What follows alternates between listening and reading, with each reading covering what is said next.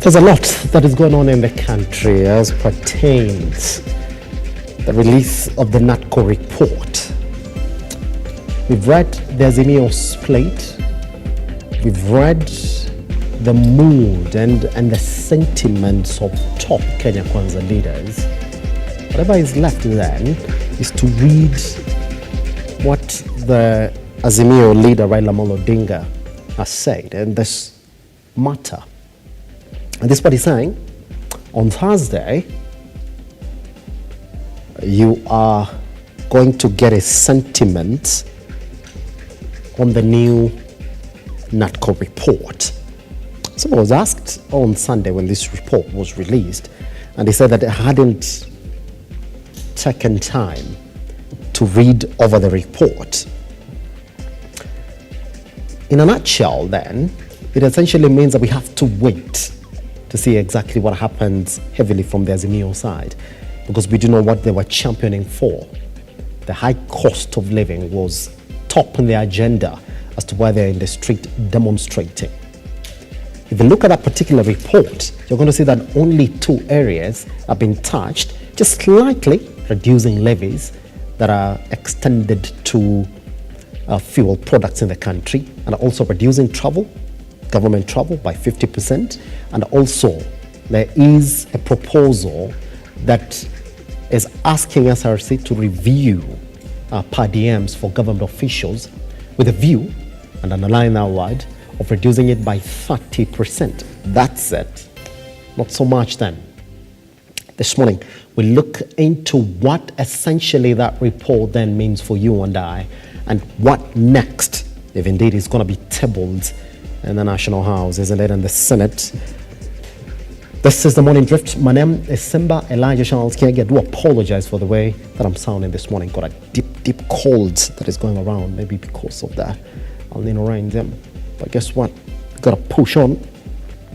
We take a tiny breather right here. Once we come back, then I'll be taking you straight to whatever it is that you are waking up to this morning in your newspapers. Good morning.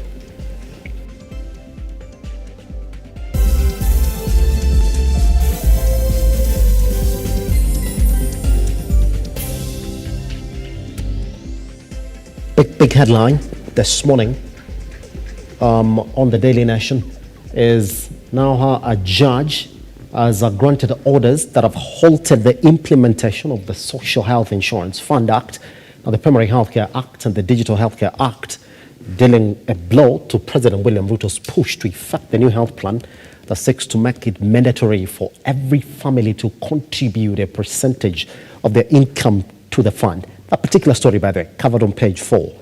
That is the new SHIV plan. We'll be talking about this morning. Read deeper details into that. Raila is also querying KCP integrity as parents sue. It's a big story here on how Kitengela International School has sued NEC to stop Form 1 placements until all the mistakes that we've seen into that release are essentially corrected. Good.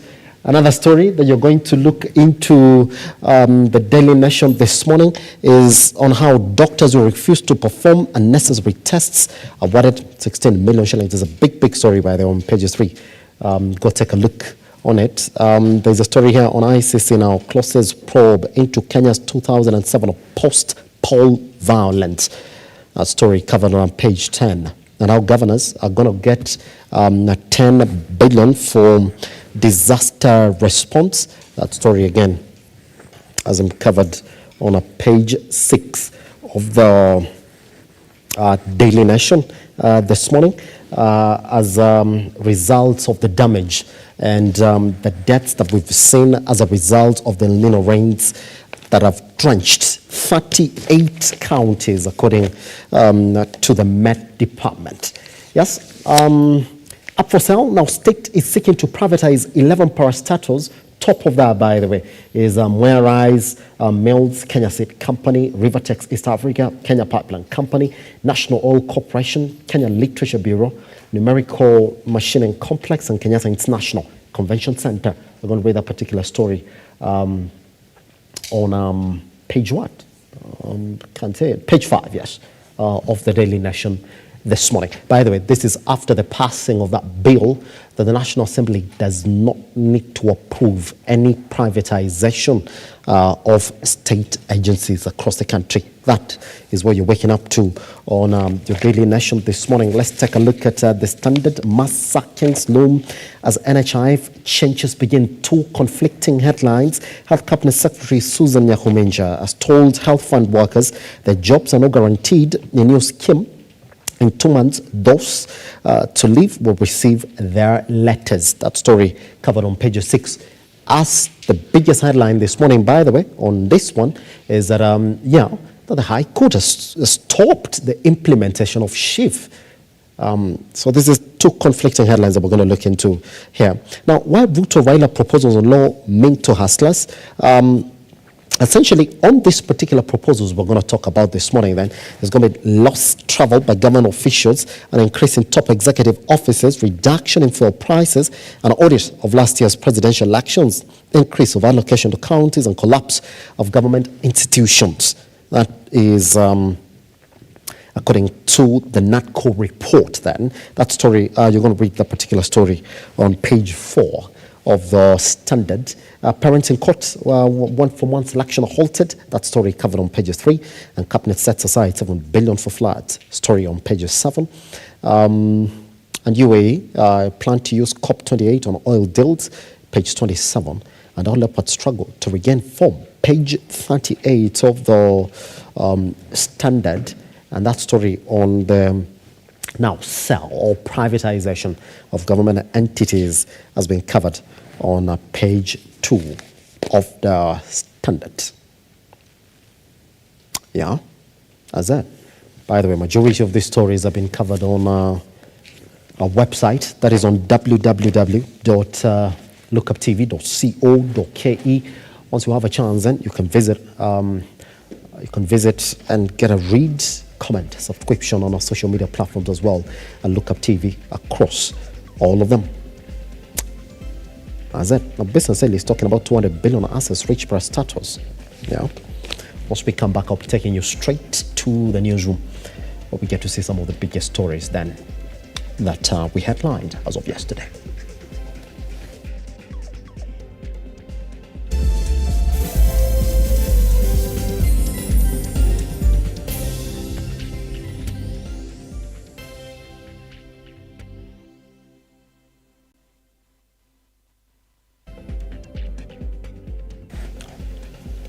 Welcome back. Now, about 76 Kenyans, have been killed by the ongoing El Nino rains that have wreaked havoc across the country, from floods, mudslides, and associated disasters.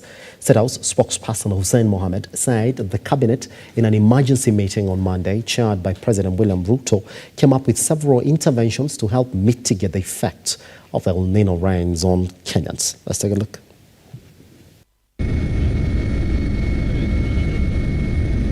Floods continue to wreak havoc across the country. So far, 76 people have lost their lives. The cabinet has today set out measures to deal with the effects of floods, setting aside 7 billion as a contingency fund to help flood victims. The state had allocated 7 billion shillings, with which it is implementing various programs to address the plight of Kenyans across the country.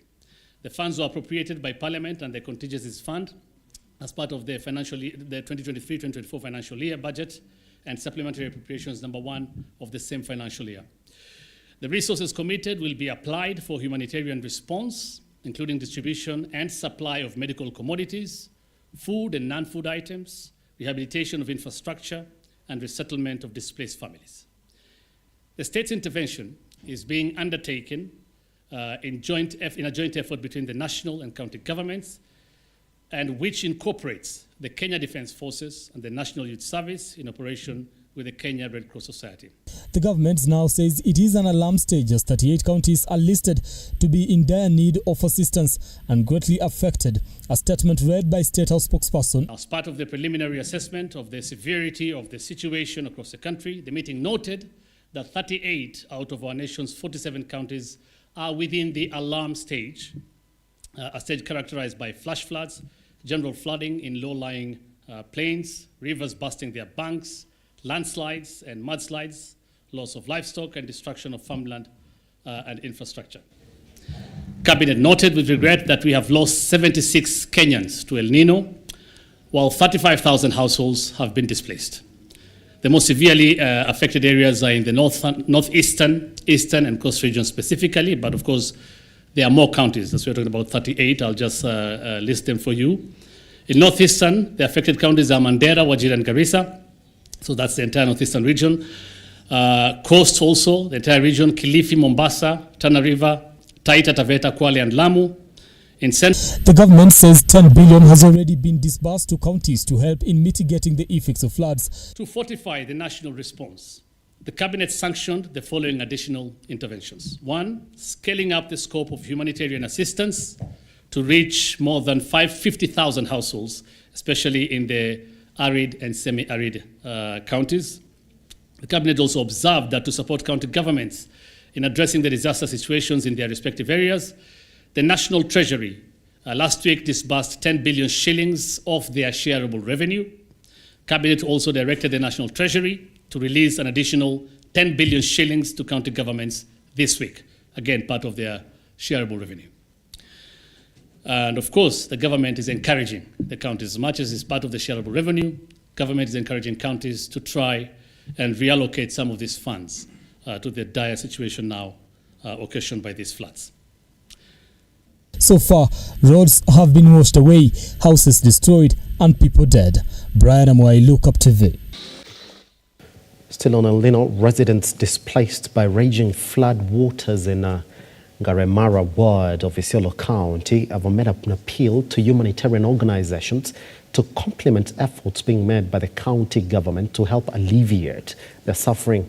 At least 1,000 households in Garemara have been forced out of their homes as heavy downpour continues to pound the region, with flood waters from the upper regions of Isiolo and the neighboring county of Meru wreaking havoc in the area, leaving a trail of destruction in their wake.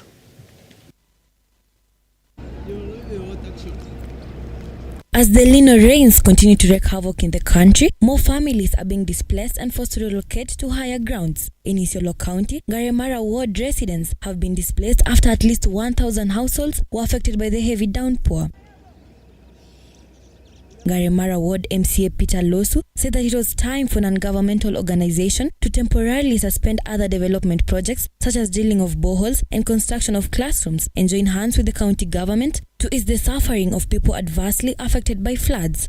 Najua gavana wetu ameangana kiwango ile anaweza. Ameangana kwa serikali ya juu, ameangana county government, ameleta chakula, ameleta blanketi, ametuletea jana mpaka hata chakula kidogo mboga ambayo watoto walilala jana usiku. Lakini sasa ile chakula ambayo imekuja kwa leo, wale wananchi wamejitokeza ni watu wengi na watu wote wako na njaa, mpaka unashindwa utampatia nani, utaacha nani. Kwa hiyo ile chakula kidogo ambayo tulikuwa tumetenga kwa sababu ya wale wanalala hapa, imebidi tuwapatie wananchi wote ambao wameweza kujitokeza. Kwa sababu hatuwezi tukawafukuza wengine na hao pia wako na njaa. Kwa hiyo tungeomba serikali yetu ya county, tungeomba serikali ya national government. Kuna pesa Deputy President Gachagua alisema imetengwa na national government na imepeana kwa county. Tunaomba Deputy President, kama hii pesa iko, patiana kwa counties kama hujapeana, ili watu wetu waweze kushughulika, because watu wetu wanaumia. Vitu yote imeenda. Isa mabrangeti, isa nini wameenda na maji. Masuburia iletwa imeenda na maji. Watoto mbuzi imeenda na maji. Makuku imeenda na maji. Asa banda tractor watu wameumia tayari, lakini hakuna mtu alikufa. Ile mama walijifungua ndani ya maji, tumejaribu na watu wetu tumetoa kando. Sasa hii msaada imefika, kusema kweli tunafurahi. Elsewhere, villages in Kajiado County remain inaccessible due to impassable roads, while some bridges have been washed away following the continuous heavy rains in the country. Residents are now appealing to the national and county government to intervene, claiming that they are losing their businesses and running short of foodstuffs. Hii barabara ya Lorongoswa imekuja kukuta mahali hapa kwa mashini. Imekwama kabisa na watu wametoka katika sehemu za mbali Lodoklani, pembe zote za Matapato wakienda soko. Lakini hapa wamekuja wakashindwa jinsi ya kutoka. So mimi nina hizi viongozi wetu kama Elijah Memusi, tunaomba aingilie kati hii barabara ya Lorongoswa, maana imekuwa changamoto sana kwa sababu ya kuna watu ambao wanategemea hii soko la Bisi na hawana nafasi ya kuingia katika eneo hilo. So tunaomba ujitokezee, maana tunashindwa jinsi ya kuenda katika ile soko. Ebikadenyi, Lookuptv.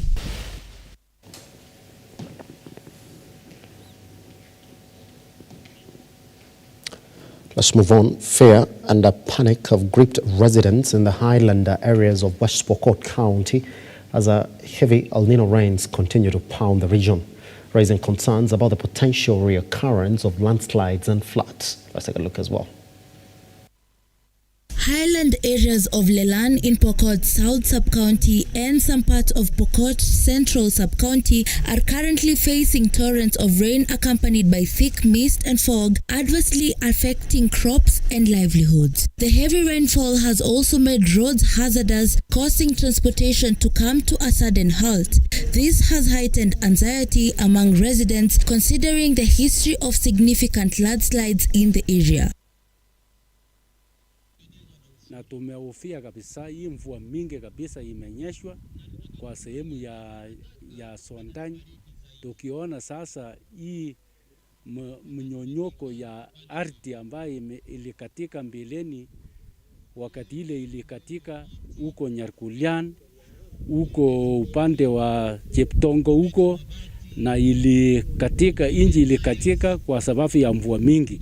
In 2019, more than 20 people lost their lives and massive destructions occurred, forcing thousands to be displaced from the villages of Muino, Nyarkulian, and Parua during landslides. Another tragic incident occurred in 2020, claiming the lives of more than 50 people, destroying property, and leaving over 1,500 people homeless in the Chesegon area due to floods and landslides. Imezidi sana. Yani kwa wiki moja uwezi ona mbali jinsi mmonavyo. Uwezi tazama mbali, yani kilomita moja na kwenda mbele uwezi ona. In March of this year, a woman lost her life to flash floods in the Muino area, Pokot Central Sub-County. The floods also led to the destruction of buildings at Chemut Lokotio Secondary School, and parts of Ortum Market were washed away by floods. West Pokot Senator Julius Murgor and Principal Secretary in the Ministry of Works Joel Arumonyang currently interpatched to assess the situation, acknowledged the high altitude and chilly conditions in the Cherangan Hills. Senator Murgor emphasized that devastating landslides and floods have become a recurring challenge in West Pokot County.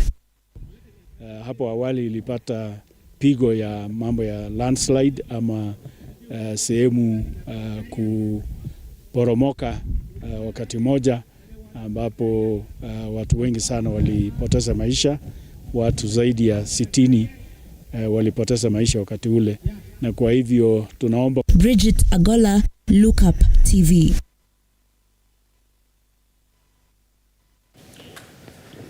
The Kenyatta International Convention Center, KICC, the Kenya Pipeline Company, KPC, and the new Kenya Cooperative Creameries, KCC, have been earmarked for privatization.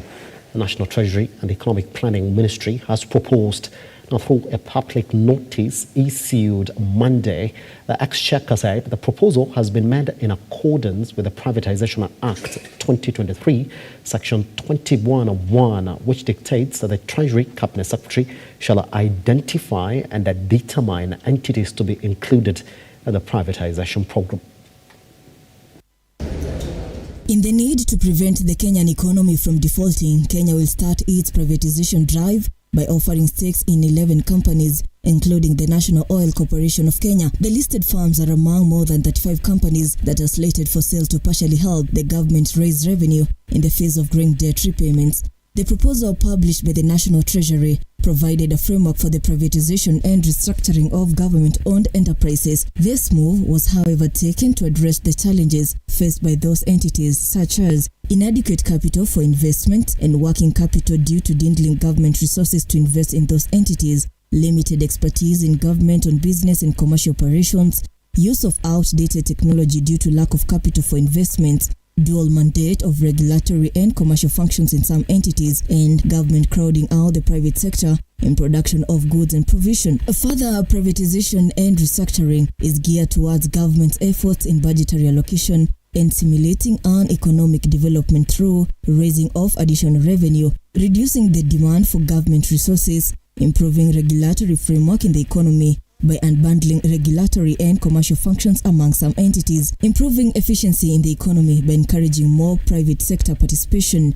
In accordance with the Privatization Act 2023, Section 21, that was approved by the Cabinet last month, the National Treasury shall identify and determine entities to be included in the program. Having taken all the considerations based on the law outlined, the following entities were proposed for the program: Kenya Literature Bureau KLB, National Oil Corporation of Kenya, Kenya Seed Company Limited, Kenyatta International Convention Center, Moya Rice Mills Limited, Western Kenya Rice Mills Limited, Kenya Pipeline Company Limited, New Kenya Cooperative Creameries Limited, Numerical Machining Complex Limited, Vehicle Manufacturers Limited, Rivertex East Africa Limited. The government revised the law governing the sale of state companies last month to eliminate bureaucracy. However, distinguished leaders continue to uphold a different ideology, worrying that this will worsen Kenya's economic status. Ruga Ival, Lookuptv.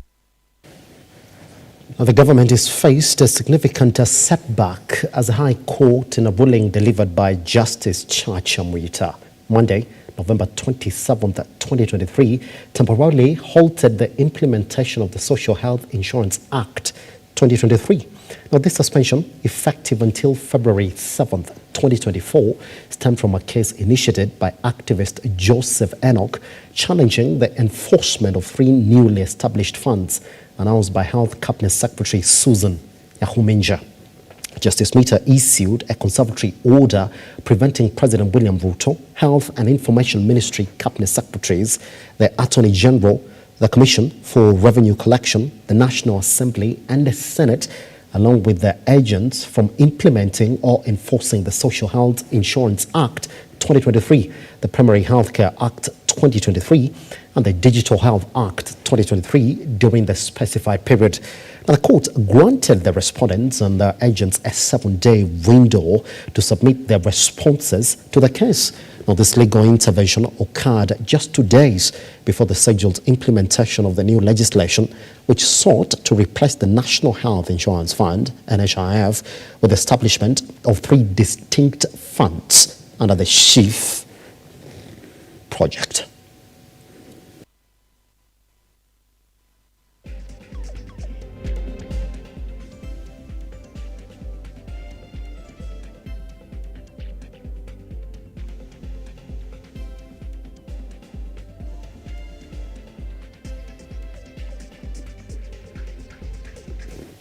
The dispute over the Kenya Certificate of Primary Education, KCPE, results has landed in court, with parents from 2 institutions seeking to block Form 1 selection. Now, 2 parents whose children were candidates at Kitengela International School and at Sat Greenhill Academy Mixed Day and Boarding and Junior School, in their case filed Monday, questioned how the Kenya National Examination Council, NEC, marked and granted the children.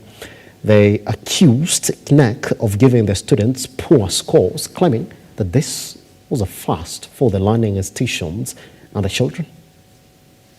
We don't want favors. We want justice for our children, the true mark, the true reflection of the abilities of our children. If there is a child who has been given or awarded more marks than they deserve, they should not be given an opportunity at Maseno School, because this child is going to be confused for the rest of their life. We performed very much. We performed highly, and it's not what came with our results. For the first time, we have produced the in-house examination results for these kids from Standard 5.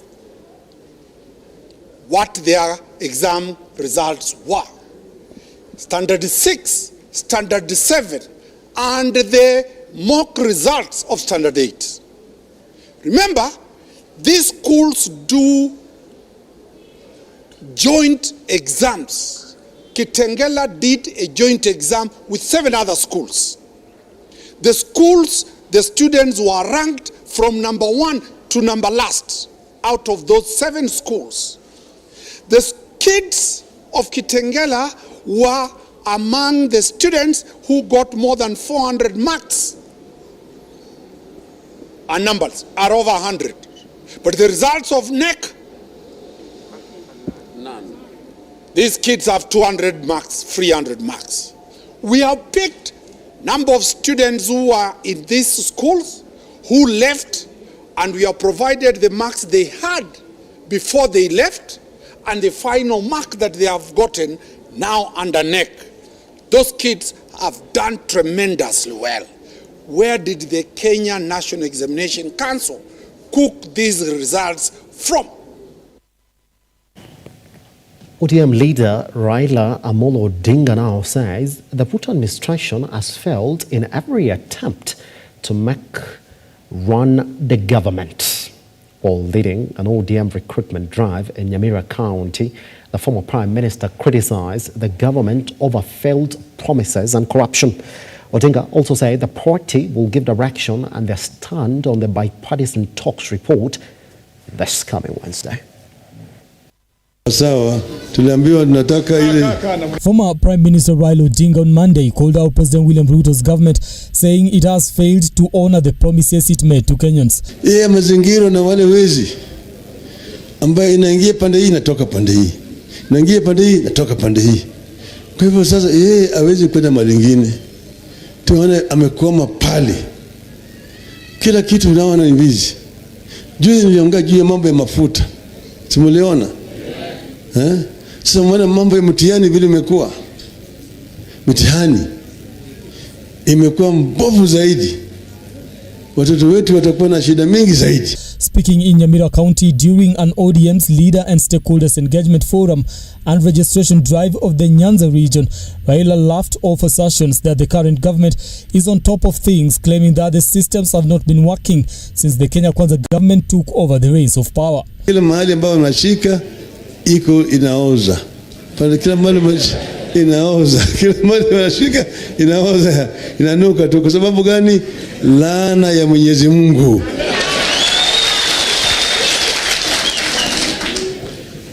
Waliiba wakameza ikakoma kwa koo. In his speech, Raila questioned the government's appetite for introducing new taxes, holding that such policies will not achieve their intended purpose and neither will they help the country in any way. Sasa jamaa hana ujuzi. Yeye anaambiwa kitu vizuri kufanya ni kuongeza nini? Ushuru. Ushuru anaongeza hapa kila siku. Na lakini ile nyungu inavuja. That pot is leaking. Hata kumpatia Ruto miaka 100 na hiyo ushuru ya juu hata leta mabadiliko. Hakuna mahali anaenda.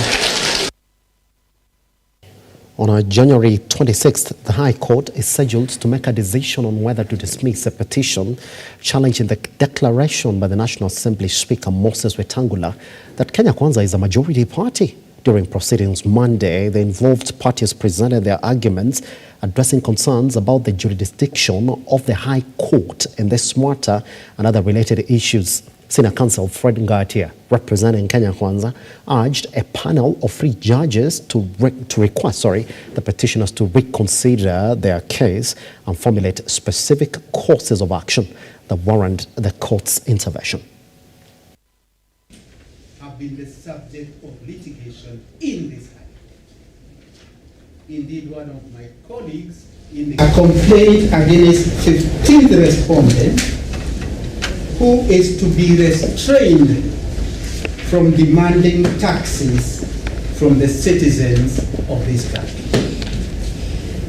My lords, so that I am not accused of not being as clear as they follow tonight, 15th respondent is Kenya Revenue Authority. Complaints between petitioner and Kenya Revenue Authority regarding the Kenyans to pay taxes or not to pay taxes is not a complaint that can be of the same that my client can be involved. Relief FF is a complaint or an order sought directed to the registrar of political parties to commence an inquiry into the registration of the first respondent. One thing that my colleague has overlooked or forgotten to mention is the effect of Section 12(2) of the Parliamentary Powers and Privileges Act. That section gives the holder of the office of the Speaker of the National Assembly immunity from prosecution, both in civil and criminal matters. I urge you to so find and protect him as has been intended by legislation. The Senate has fined Kajiado Governor Joseph Olelengu 500,000 shillings for failing to honor summons to appear before the House. Now, the Senate's Roads, Transport and Infrastructure Committee, chaired by Kiambu Senator Kabungo Thangwa, issued the fine Monday. Now, the governor has been summoned to appear before the committee over a petition on access to title deeds for properties bought at Jamibora Estate in Kisaju, Kajiado County. Thangwa noted that the committee summoned Governor Lenku after he failed to respond to several letters on the matter. Today we were expecting the governor of Kajiado, because in our previous meeting he was summoned to appear before this committee, because we want him to produce evidence, document and information about Kisaju, because the residents of Kisaju, that is Jamibora Kisaju Estate, had petitioned this Senate because they feel that they were conned, they feel that they gave money to an entity that is not giving them title deeds. Representing Jamibora homeowners, and we are very disappointed with the county. We have been held in suspense for close to 20 years, no title deeds, tunachezewa mchezo, and we have confidence in this committee itamaliza hii mchezo wanacheza. The governor is playing a game on us. They have taken millions and millions of shillings from us. We have houses but no title deeds. Hatutaki kubomolewa kama Mavoko. We are afraid of that. The governor has not showed up. The committee was waiting for him. We only received a call 45 minutes before the meeting started. And we had people who had come all the way from Kajiado. They wanted to hear what the governor had to say. The members of this committee had to leave what they were doing to come and listen to the governor. But having deliberated, we have invoked Section 19(1) of the Parliamentary Powers and Privileges Act that says if a governor or if any witness does not appear before the committee, he can be either fined to an amount that is not exceeding $500,000 or arrested and brought to this committee. We had the option of doing those two things, to have the governor arrested to come here, but we have given him a suspended sentence of a fine of $500,000.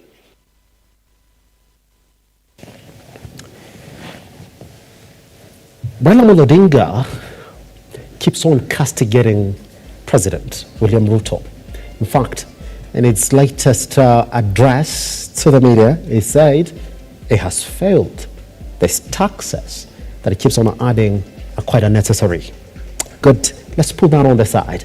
On the other side, there is the argument that indeed tomorrow is going to come in and declare a stand on the NATCO report. You can sort of see what is going to be, or can you? Is that the question that we should be asking this morning?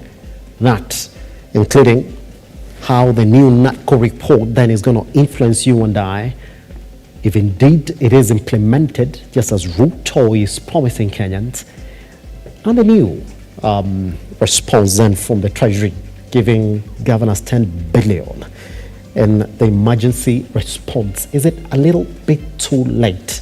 Once we come back right here on the Morning Drift, my name is Simba, Elijah Charles Kinyage, online at Lookuptv across all the social media platforms. I am at Kinyage Simba on X. Once we come back, the big conversation.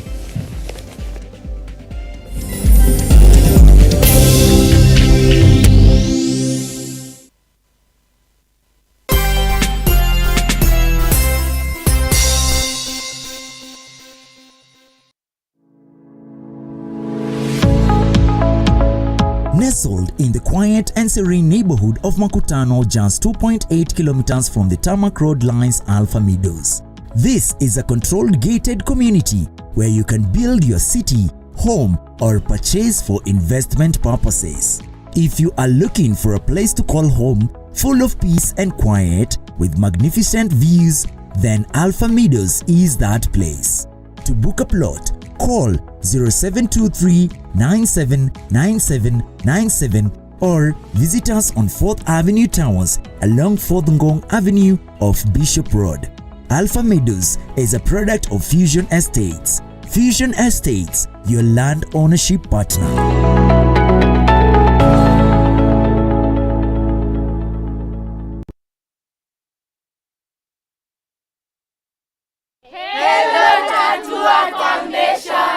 We are Railway Children's Home.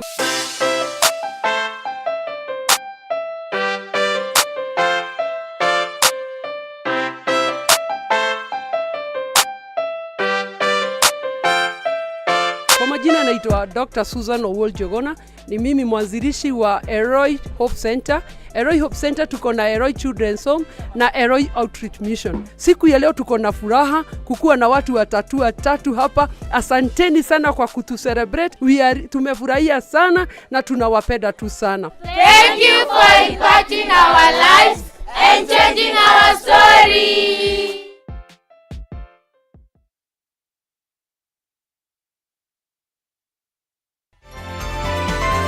Infinity Industrial Park is one of the largest private industrial parks located along Eastern Bypass, Nairobi, which provides modern infrastructure for smooth operations for industries and business enterprises. Infinity Industrial Park offers world-class amenities and facilities with wide roads, a police station, a power substation, fire station, public transport stage, hospital, and shopping mall. In addition, Infinity Industrial Park also offers CCTV cameras, 24-hour private armed security patrol, sewer, water, fiber optic cable, and 3-phase power connection, added to public utility, canteen, and dining areas. Sail on the golden opportunity to invest in Infinity Industrial Park fully serviced warehouses at a special price of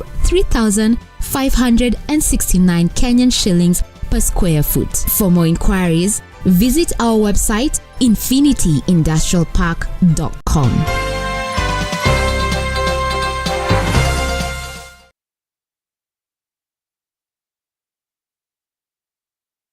I&M is a bank that has been in the industry for now 50 years. We're celebrating our 50 years anniversary next year, and part of it was making sure that we're able to give our customers a range of products that are within the market.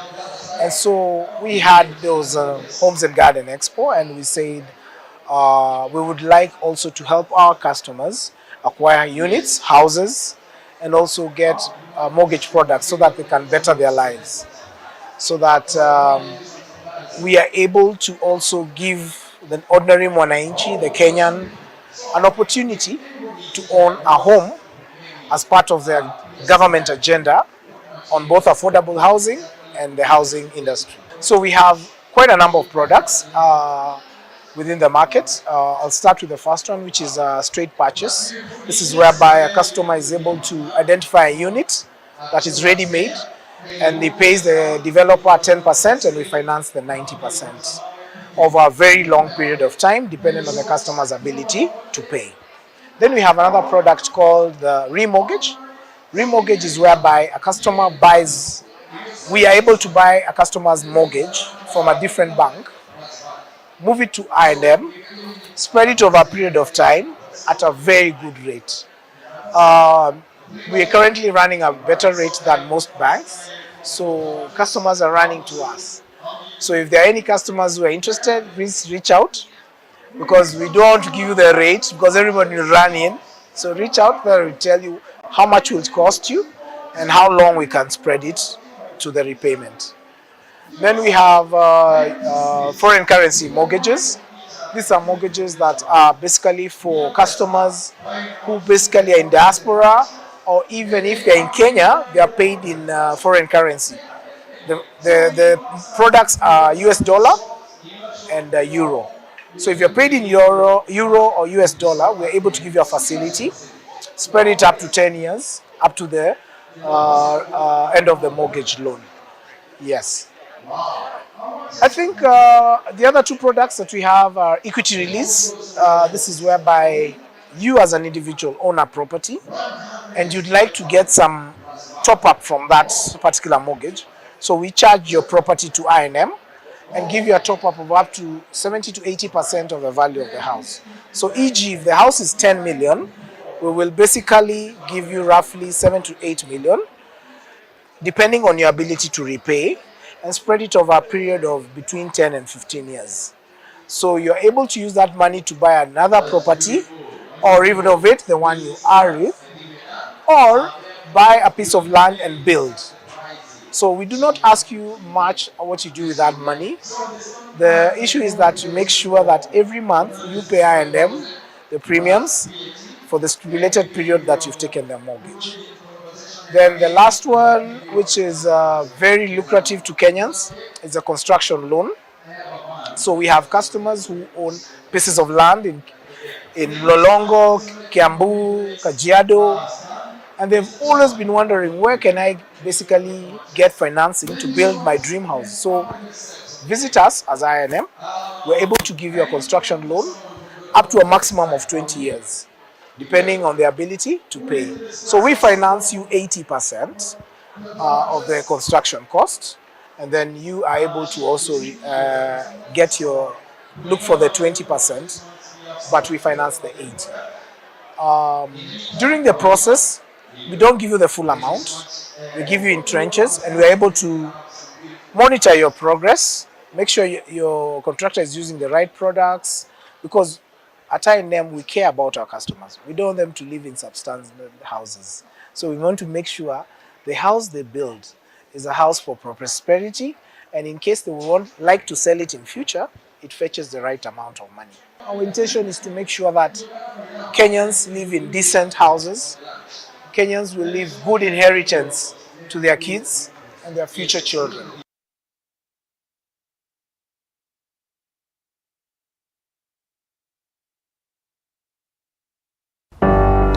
The story we're telling today is a story of passion in practice that grows into business. We have partnered with the Youth Fund, talk to as many youth as possible and work with them, hold their hand. It is an expose of captains who have decided to take on challenges in different sectors and industries within the country. My mentors had also not started as CEOs. They grew up and they showed me how they grew in the organizations. So that's what motivated me to actually do international business. And it was a good experience. As an individual, support in bridging that care gap, part of me also to offer a solution. I want to leave this world a better place than I found it. This is the Captain's Arena. My name is Simba Elijah Charles Kiage.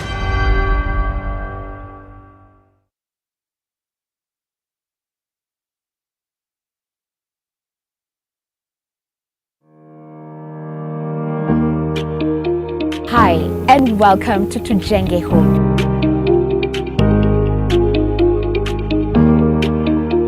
Your #1 show when it comes to all things architecture, real estate, property development, interior design. You get it right here on Tujenge Home. When the food is ready. You want to serve them? Dinner is served. Let's go! Let's go!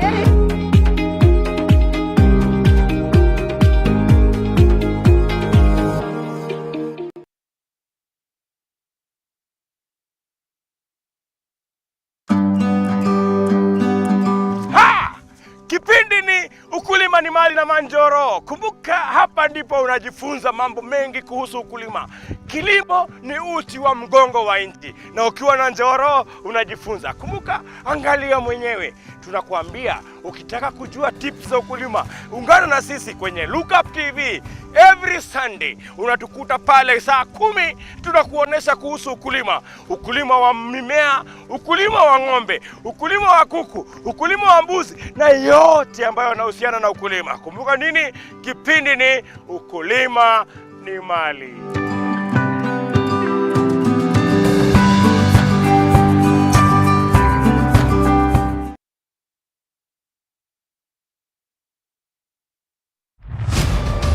As the night falls, we come to life to bring you a comprehensive broadcast from the numerous events happening across our 47 counties. When it breaks, it matters, and each story is important. If it's Thursday, join me, Nancy Lima, and my able panelists as we break down the law jargons and analyze the Constitution in a way only you can understand. The news cycle never stops, neither does time. We cover each and every sector and present you factual and accurate occurrences. This is where facts win the day. Join me, Nancy Lima, Ian Keitani, Tuesday, every Wednesday, Thursday, as from 9 p.m. on The Insight, only on Lookuptv.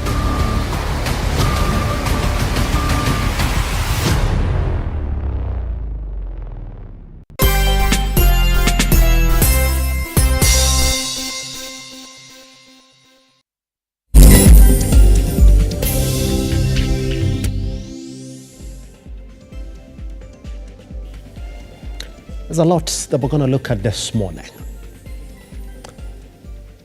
The state is finally responding to county governors as regards the El Nino rains. Number two, the NATCO report that has been given to the two leaders, that is Raila Amolo Odinga and President Dr. William Ruto, is gotten people talking. The latest man to speak on it is Raila Amolo Odinga, who says he is studying the report and tomorrow is going to call us in then to give us his final deliberations on that report. Now, the just concluded Kenya National Examination Council examinations has also got parents and leaders across the country talking. And then finally this morning, two issues that we have to look at is the temporal suspension of the implementation of SHIF, which is a new health scheme in a country that the president has really supported, and the sale of key government institutions. We're going to look into that. All right. Just before I introduce the guests who are joining us this morning, I want us to jump into the first story that we have for you this morning of the government and the Treasury finally realizing the need to release El Nino funds to the county governments. Part, by the way, of that money is the equitable share. They've not said what is El Nino and what is the equitable share of revenue from the national government. A time when we do know that there are about 76 Kenyans who've lost their lives. 38 counties in the country are drenched as we speak, and about 36,000 families already displaced by the rains. Let's take a look, come back. I will introduce the panel that is joining us this morning so we can get deep into this conversation.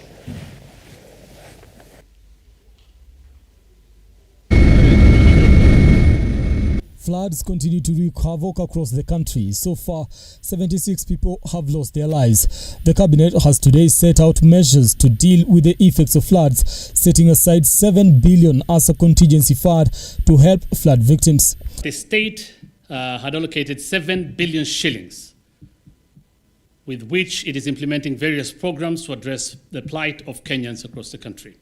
The funds were appropriated by Parliament and the contingencies fund as part of the 2023-2024 financial year budget and supplementary appropriations number 1 of the same financial year.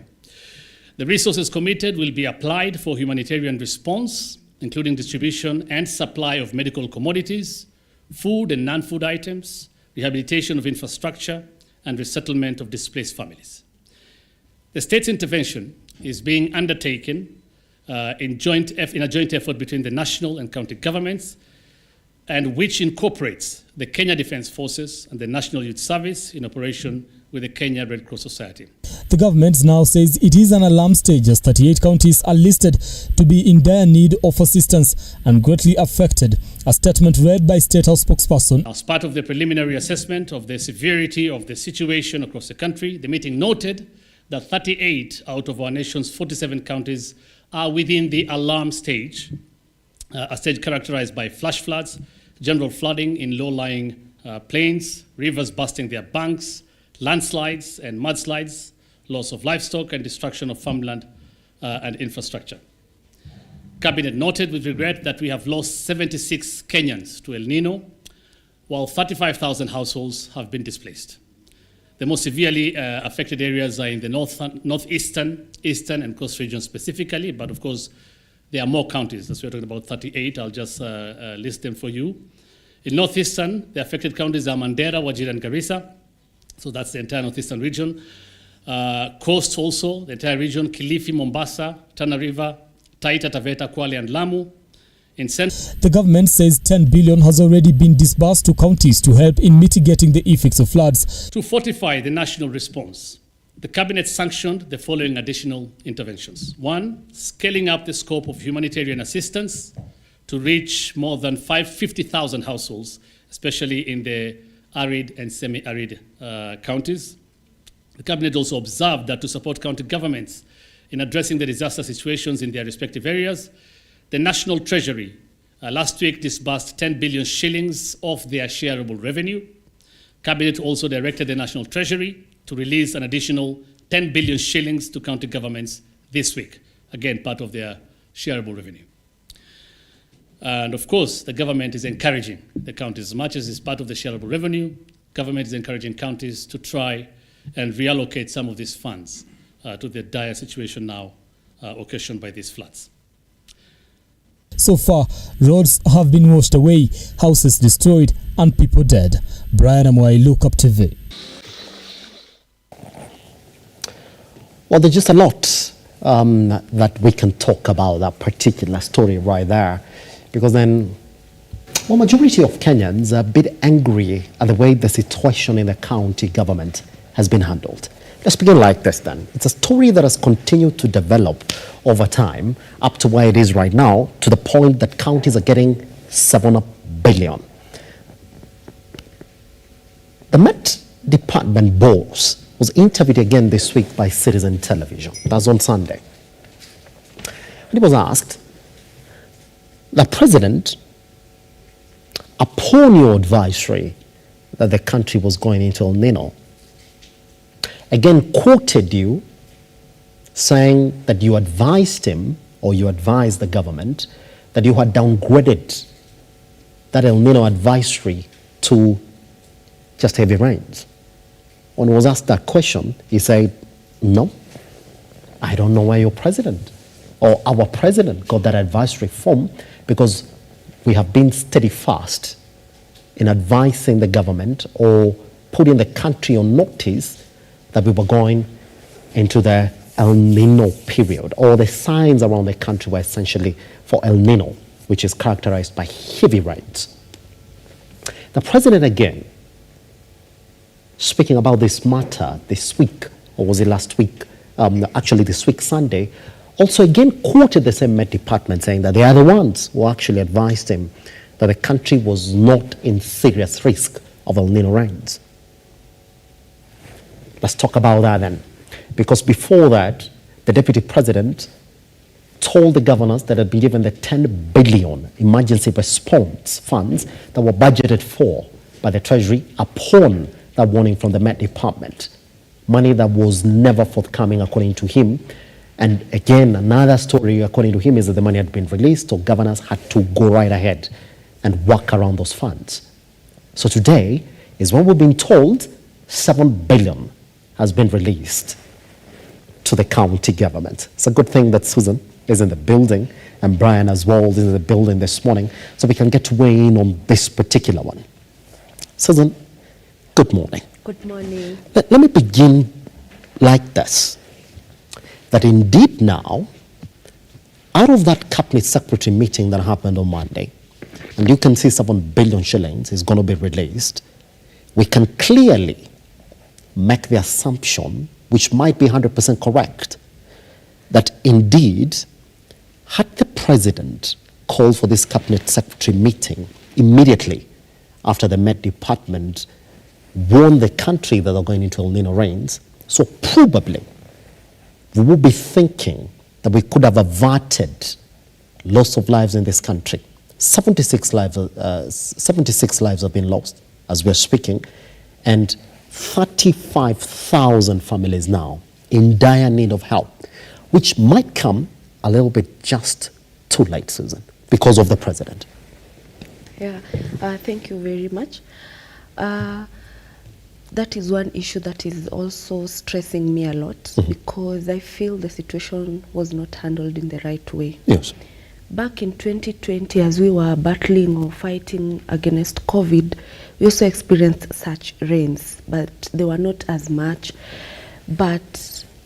And many lives were lost. Then come to 2023, we are facing the same, and the response, oh my God, it's just not what Kenyans would expect. Yes. So I feel like the government has dropped the ball on that, and I feel they should have done better, because the guys who have been on, they were warned and they were told it's going to be bad, but see what is happening. So I feel it is late, and I don't know what will happen. And I was also listening to a guy from Red Cross, and he also said they've never experienced this before. So it's also a challenge for them to reach even the affected families. We saw also there is this people from Karimeno Dam. They were told that they are going to be compensated. The dam is now overflowing. Yes.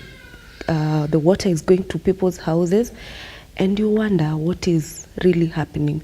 So I feel the government has dropped the ball on this. Yes. Yeah. The people looking at the president himself and are saying, look at the way he's responded now that he's seen what the effects have been across the country. They're saying that had he then responded like this upon that first adversary, and the Met boss is not running away from the fact that he advised the government that we're actually going into this particular period. He's saying, I do not know where your president got that information from, because we've been clear, like he has now, then we could be talking about a different story right here in the country. Yeah, already things have gotten out of hand. That is what I'm thinking. But I think they will try and salvage whatever they're able to salvage. But this should serve as a warning to the government that it is not right, that every time we are having heavy rains, that we are having the same stories happening, loss of life, people losing their livelihood.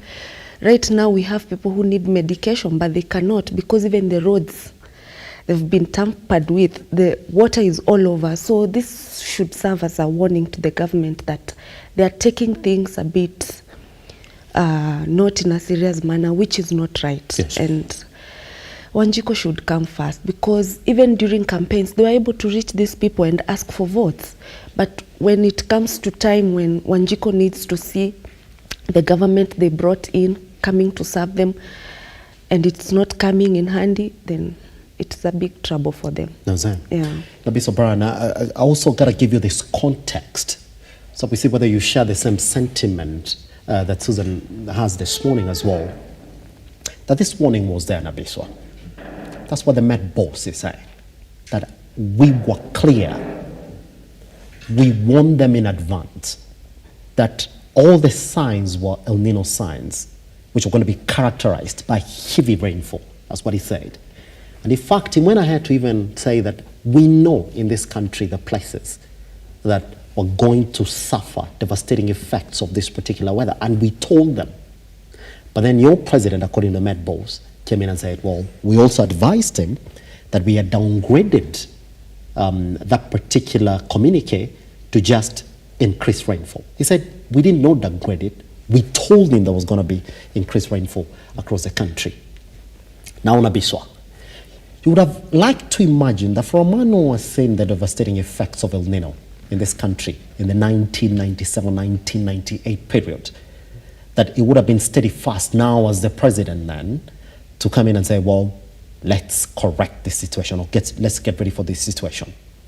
His deputy president goes to Mombasa, castigates the Mombasa governor for not using the funds that the Treasury had released, by the way. In fact, there was a communique also that Treasury was now planning to release 10B to the county governments to mitigate the effects of the El Nino rains.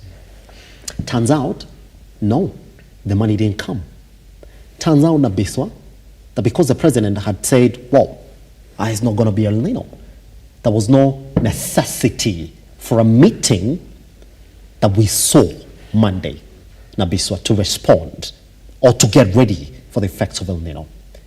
As a result, 76 Kenyans have lost their lives. Over 35,000 families now have lost their property and livelihoods as a result of the county governments not getting ready. Guess what? The county government said, we want to get ready. But then, according to the chair of the COG, that is Anway Guru, the same county governments are owed billions from Treasury. Now, Biswa, is this a case of a president misguiding the country in terms of getting ready for what is now effectively a disaster? Can we 100% place it on him? Thank you, Elijah. You know, first, these are the awkward situation we are experiencing, yes, or we are seeing happen. Mm-hmm. It shows how disorganized various partners in our government, yes, are running the affairs. First, the Met guys, it's a body which has been entrenched to ensure that it looks into weather issues and guide and advise the government to take actions. Yes. They did their job very well. They gave out the advice to the government that we are going to experience heavy rains. We have to get prepared. Long way back, and we saw how jokes were thrown around in terms of preparedness. The county government, for them, for sure, most of them were ready in terms of preparing how to handle the situations if it would have come. Yes. And we saw even some who are saying that we are ready with even boats in case things turns to be worse. But the central government, that's the national government, failed terribly. That is for sure. And the president, he must have received maybe the advice, the people who advises him or himself. Yes. That is where he scored poorly. But that's why he was advised. Yeah, the advice he received. He received the advice. Yeah. But now, this is the president. There is another body which has been given that mandate to look into issues of weather. They have said that... Seemingly not, because he's the one who called for that emergency cabinet separate meeting on Monday. But before that, let us go back 2 years, yes, 2 months or 1 month before. Mm-hmm. The Met said that El Nino is coming. And you saw, even when the president made those remarks that El Nino will not be there, mm-hmm, but heavy rains. Okay, it was not his words, but he said, now they are telling us there will be heavy rains. Yeah. Now, after that, immediately, there is an official from Med who came out and said, no, this thing is there. We have to be prepared. So the warnings were there. Yes. Even the corrections were there, by the way. Even when they were interviewed, they were saying, no, we have not advised the president that there's not going to be El Nino. Yeah. They said, well, everything looks like there's going to be heavy rainfall in the country. True. And there came an aspect of negligence, and I cannot call it a miscommunication. Yes. It's just a total negligence and failure to respect people's lives, or to mitigate or to protect the people's lives. Now, we see what is happening. the deputy president making remarks that there are funds which are not there. Actually, the Council of Governors came out and said, show us where the funds are. In fact, going ahead to say that they're owed 62 billion. Yes, currently, something which is not there. Yeah. Now, after Kenyans have lost lives, property has been destroyed, is when now they're coming in. I'm sure we are now in the middle of the situation of floods and heavy rains. They are now coming in to mitigate a disaster which has already swept away, which has caused a lot of effects to the people. This one also should tell us that we need to step up how we respond to our emergencies. This issue of floods, I'll just take an example of northeastern. You saw Mandera, those are entirely the northeastern parts.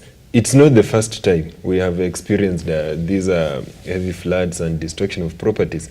I remember that was around 2018, between 2018 and 2019, there was a similar issue, and there were calls that the government, how the government should do something for the northeastern region, which is mostly affected, looking at the terrain, maybe because of the terrain and poor drainage systems. And there were calls for, what about the government maybe builds dams to collect this water for other purposes, which is 3 years down the line, nothing was done.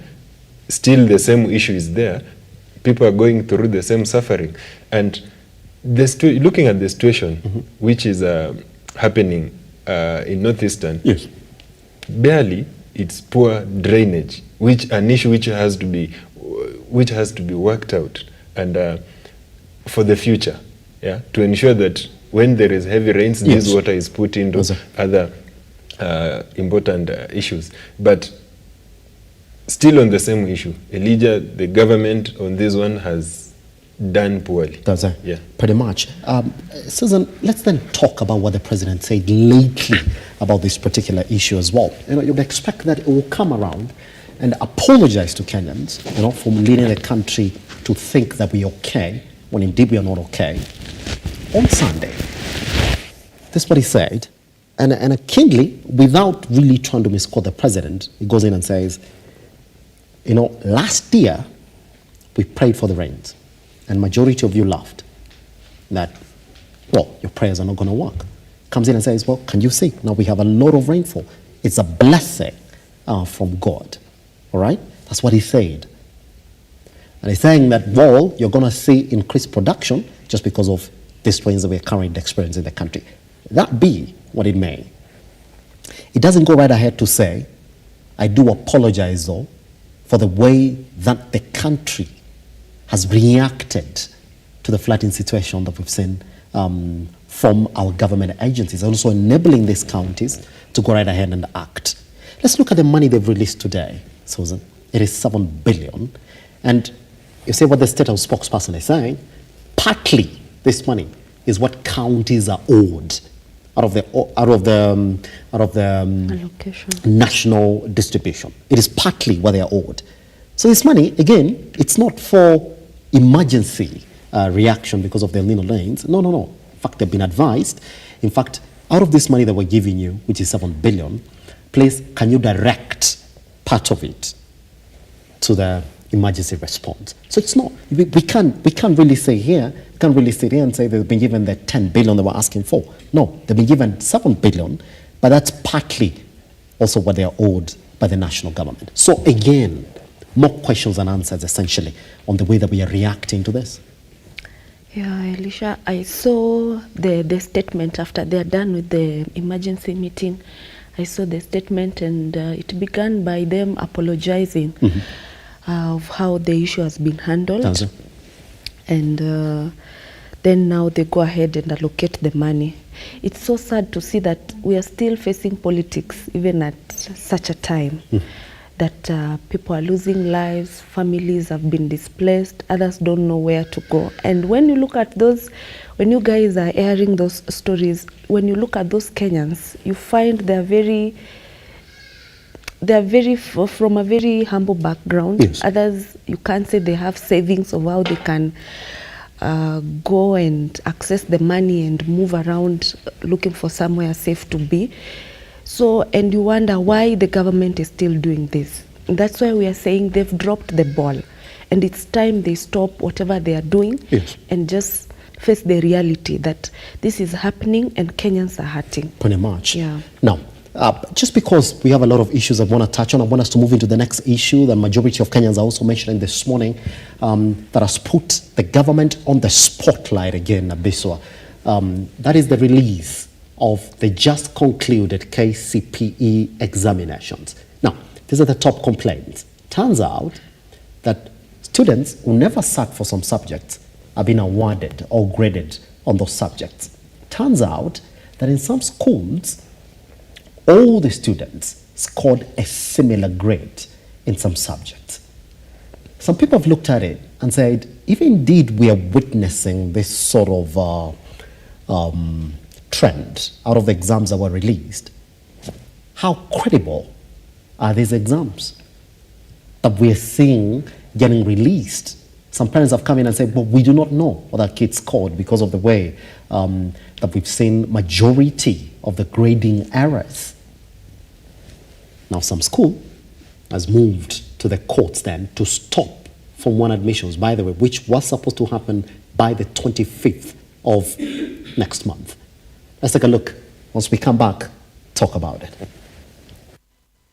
We don't want favors. We want justice for our children, the true mark, the true reflection of the abilities of our children. If there is a child who has been given or awarded more marks than they deserve, they should not be given an opportunity at Maseno School, because this child is going to be confused for the rest of their life. We performed very much, we performed highly, and it's not what came with our results. For the first time, we have produced the in-house examination results for these kids from Standard 5. What their exam results were. Standard 6, Standard 7, and the mock results of Standard 8. Remember, these schools do joint exams. Kitengela did a joint exam with 7 other schools. The students were ranked from number 1 to number last out of those 7 schools. The kids of Kitengela were among the students who got more than 400 marks. Our numbers are over 100. But the results of NEC, none. These kids have 200 marks, 300 marks. We have picked number of students who are in these schools, who left, and we have provided the marks they had before they left, and the final mark that they have gotten now under NEC. Those kids have done tremendously well. Where did the Kenya National Examination Council cook these results from? Abiswa, the Ministry of Education actually did release a communique saying that, well, they did realize indeed that those complaints are reality.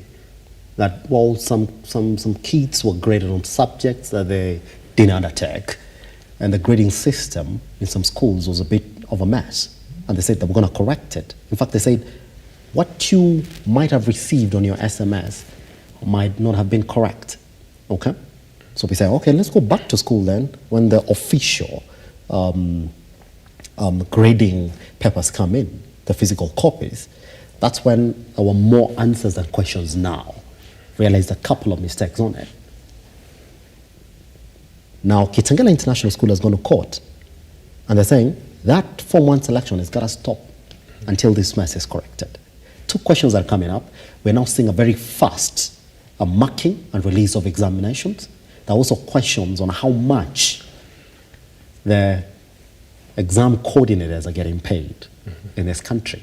So people say, well, I mean, when you have that particular environment where good performance of the Ministry of Education, number 1, is releasing them as quickly as you can. And number 2, when you're not properly paying the teachers who are marking these examinations, you're bound to see these mistakes. Nambiswa, should the Form 1 selection be stopped? And if it's going to be stopped, then what? Okay.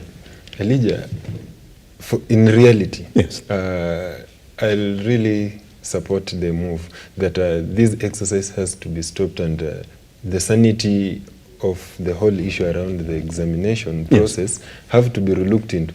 One, how can you, the national examination, this is a very big event in the national and in the lives of people, as our education system has been choreographed in a way that the national exams is a do or die situation, and we've seen many students, and many students have committed taken their lives because of the results. Now, this is an exercise which needs a lot of magnitude, and looking at even the budget that has been set aside for the exercise, and you go ahead to mark and release the same exam within a week or 2 weeks. Really, this is something like a joke. It means you are hurrying this exercise to do what?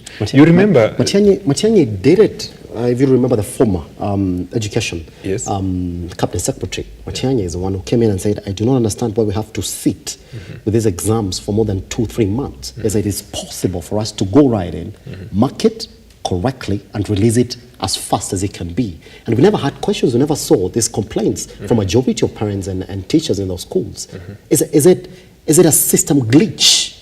Yeah. But I presume, looking at how Matiang'i handled the Ministry of Education, really there were a lot of seriousness. You could see a lot of seriousness, and among the ministers who have done well in the Ministry of Education, give it to Matiang'i. Yes. But this time round, it was a hell of a joke. Starting from the same examination, you could see examination flying everywhere before the paper itself has been done.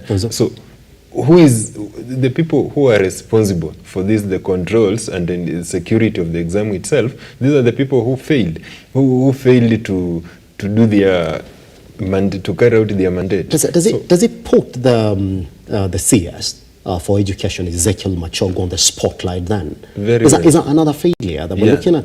True. Yes, I'll be coming back to you on that. Susan, let's then look at the CS's performance on this particular exams. Remember, his first exam release, by the way, was KCSE last year. And there were a lot of allegations of cheating in those examinations, to the point that the Education Committee at the National House had to call him, by the way, so that he can go in and address these particular concerns. There was an outcry of how some schools had performed, and specifically schools from the Nyanja region, where they said, well, look to see if the majority of them had got better results than schools from the other regions in the country. A couple of months later, when he's releasing his last KCPE examinations, this happens to him. Is it a case of the wrong man at a very tight job? Is that what it is? Okay, Elijah, it is sad that we are coming to an era to an end of an era like this. Yes. This year KCP was the last one. Then we get into another form of curriculum where we will be handling coming from one class to going to another. Yes. And it is sad to see that we have children who feel that they were not served justice. The good thing is NEC has owned to the mistakes, and they said they are looking into it.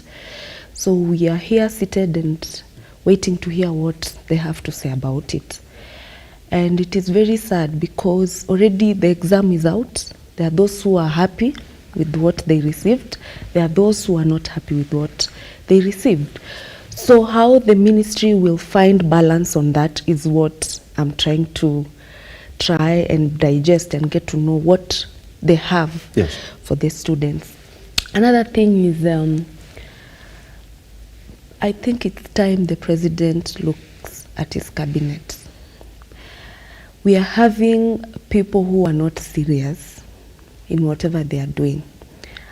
education is a very sensitive matter in our country, and when it comes to these examinations, that will get you from one level to another. So getting such mistakes is a bit stressful, and we wonder now, how do we go ahead? So we would excuse him during the 2022 examinations, and we would say that maybe they were coming in, but they had like the whole year to prepare and to know how these exams will be marked.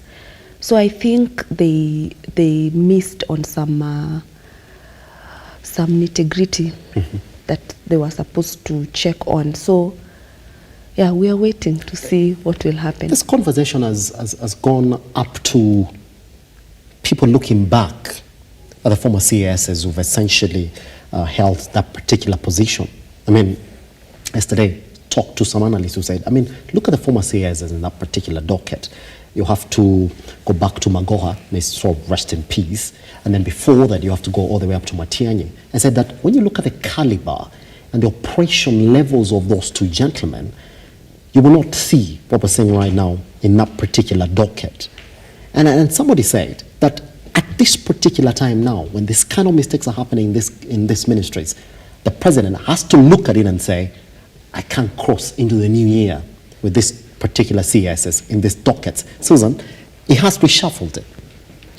He has reshuffled this cabinet before. Yeah. We've seen it happen this year.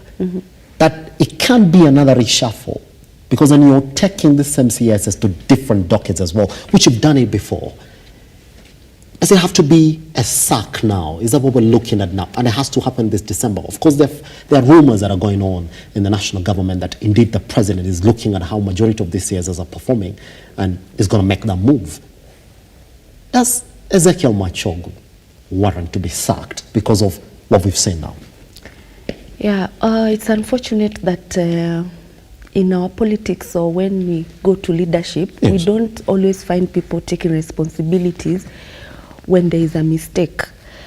But you're saying that Ezekiel Machogu should have come out and said, I'm so sorry, let me step out?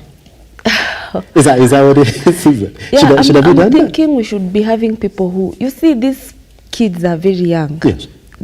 You've worked for 8 years. Yes. You've reached a point where now you've done your examinations, you have this determination, you are sure you're passing it, and then when the results are out, you're getting something that, or it's just chaotic. Because you see, right now we have students who've received, by the way, my last born brother did the examination and he's okay with whatever he got. Yes. You see, he's happy. So tell me again, we are coming to cancelling it, kids are going back to examination. I mean, what kind of a torture is that? So I tend to think that there should be people who will be taking responsibility and accept that there was a mistake and I should carry the cross. Again, we go back to the president. This also reflects on him.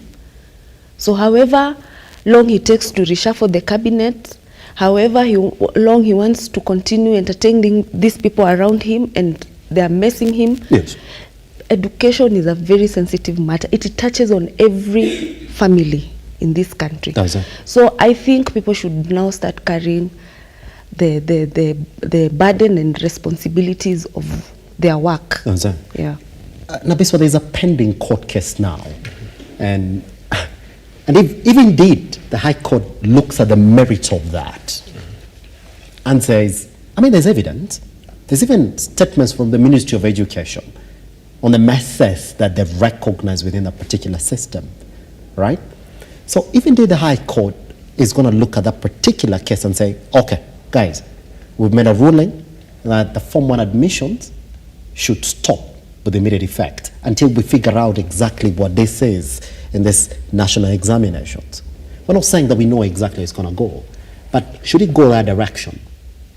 Does this warrant the firing of top officials in that education docket?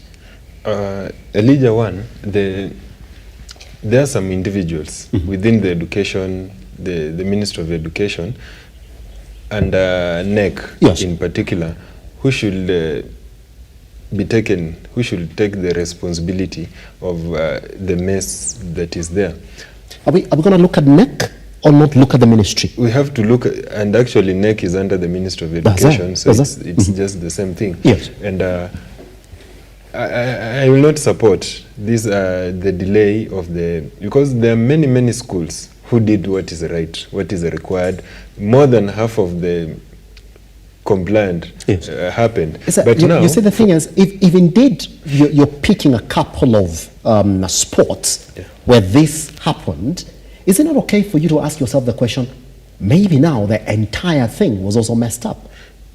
That's why now we can call in for the audit, for the quick audit of this exam, because the sample for those hitches, it's countable. One being Kitengela School and a few others. It's something that can take a week to do the audit, to relook at those, if they have to relook at the scripts for those kids to establish whether it's true or not. And secondly, Elijah, you wonder, why is it that we have issues recurring every year in, year out? You remember even the last year, earlier this year, there was a school in Bungoma, and even the whole committee of education went to see what happened. Up to now, there was no report of what happened in that school, because it was a similar case. The school has been performing well since then, but the last year it did poorly. Same situation as what has happened to Kitengela School. The whole committee of education looked at that issue. It was tabled in Parliament.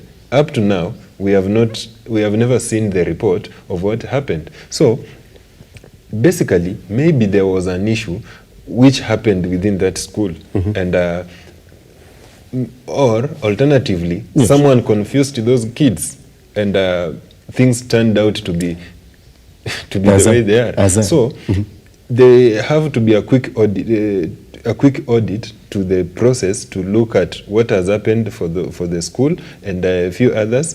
And it will be so impunitive if the process can be stopped for the rest of the kids. Pretty much. Guess what? We are looking at exactly how that develops. Remember, this morning we're talking about two court cases. One has been given the green light. SHIF has to wait up to February next year. So the 2.57% deduction essentially is not going to kick in January, as we were fearing. This is another. How is it going to go? We're going to wait for Danson Omari and Co to actually go to court, tabulate, and see the way it goes. Once we come back, the bigger conversation that we're going to talk about this morning, the NATCO report. Raila Odinga is speaking. The president is speaking. Does not keep on developing. Which way, Kenya? Once we come back.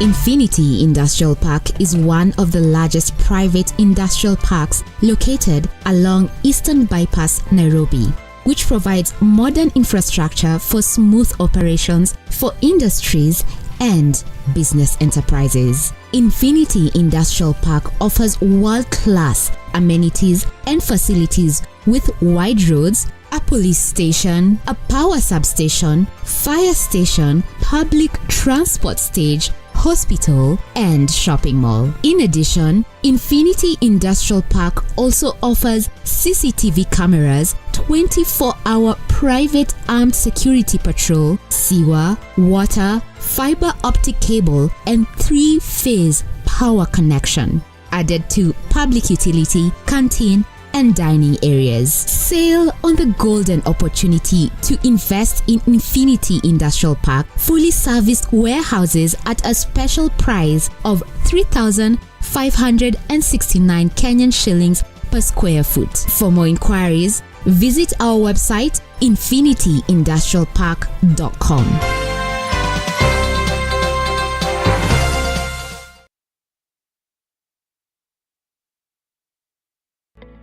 Nashukuru sana kwa tatua tatu. Kama hizo pesa zinaweza fikia walemavu kama sisi, lazima watu wabarikiwe. Maisha imekuwa mbaya sababu nilikuwa nafanya kazi kwa klabu nyingine inaitwa Suitable hapa town Thika. Sasa wakati corona iliingia, hiyo vilabu ilifungwa. Kwa hii Sakura, mimi nimeshukuru sana. Nashukuru sana. Okay. Nasema mubarikiwe mpaka watu waboeke. Leo nimefurahia sana kwa sababu hata tupati chakula nyumbani. Leo nimefurahia hata mama pia nyumbani ndampelekea furahi. Asante sana Tatua Tatu, na tutaanza kucheza na tutazidi sana pia kucheza.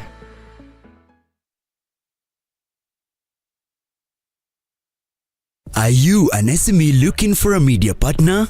Look no more, as Lookuptv got you covered for all your visibility and marketing needs.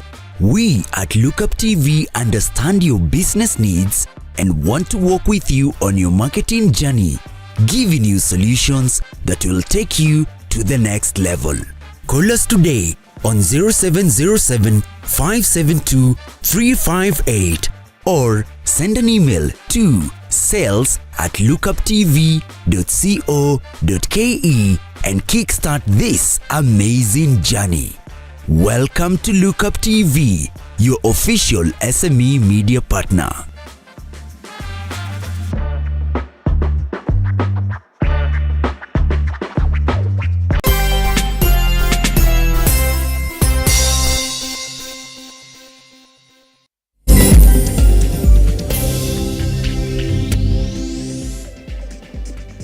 All right, welcome back to the Morning Drift at Lookuptv across all your social media platforms. The hashtag is the Morning Drift online. I am at Simba on X. Talks to us. I think we have a WhatsApp line down here, so you can actually get to contribute live in the studio this morning as well. So let's talk about the biggest thing that is happening in the country right now. Or is it? That's the question that we're asking this morning. Now, Raila Amolo Odinga has been speaking about how the government is performing on the back of the release of the NACO report. Now, there's a story that we ran yesterday on our news bulletin right here at Lookuptv, and heavily, by the way, on our website on www.lookuptv.co.ke, on our social media platforms at Lookuptv. That's what he said. The ODM Raila Amolo Odinga, Raila Amolo Odinga says that the RUTO administration has failed in every attempt they met to run the government. Now, while leading an ODM recruitment drive in Nyamira County, the former Prime Minister criticized the government over failed promises and corruption. Odinga also said the party will give direction and their stand on the bipartisan talks report tomorrow. That is Wednesday. Let's leave it there. Let's turn into what Raila Amolo Odinga then said when that particular report was tabled to him. He said, I've not read the report. In the process of reading it, I'll give my deliberations this coming Wednesday. Next, you ask yourself the question, what were they fighting for? It was specifically on the cost of living and the heavy taxation regime that has been instituted by the Kenya Kwanza government. If you want to look for it, then it will be right there. You're not supposed to dig for it. What is Raila Amolo Odinga not telling Kenyans? Or can we look at this particular story here and say, maybe we know what he's going to say tomorrow? Those are the questions we're asking. Let's take a look at this story. Once we come back, talk about it. Former Prime Minister Raila Odinga on Monday called out President William Ruto's government, saying it has failed to honor the promises it made to Kenyans. Yeye mazingiro na wale wezi ambaye inaingia pande hii natoka pande hii. Naingia pande hii natoka pande hii. Kwa hivyo sasa yeye hawezi kwenda mahali nyingine. Tuone amekwama pale. Kila kitu unaona ni bizi. Juzi niliongea juu ya mambo ya mafuta. Simuliona?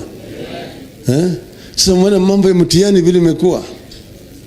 Mtihani imekuwa mbovu zaidi.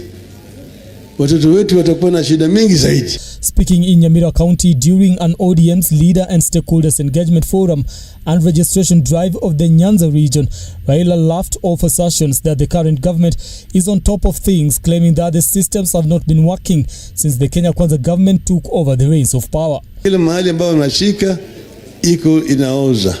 Pale kila mahali inaoza. Kila mahali unashika inaoza. Inanuka tu. Kwa sababu gani? Laana ya Mwenyezi Mungu.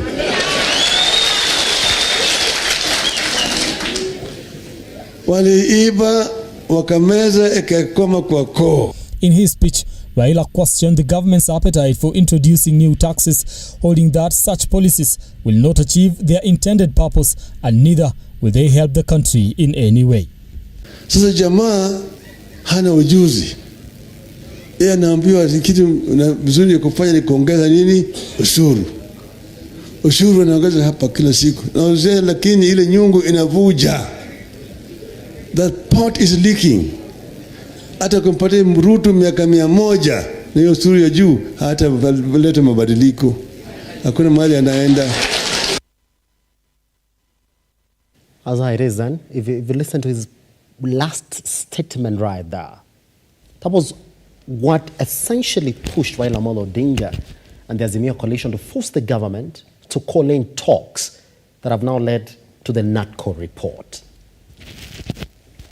Taxes and the cost of living.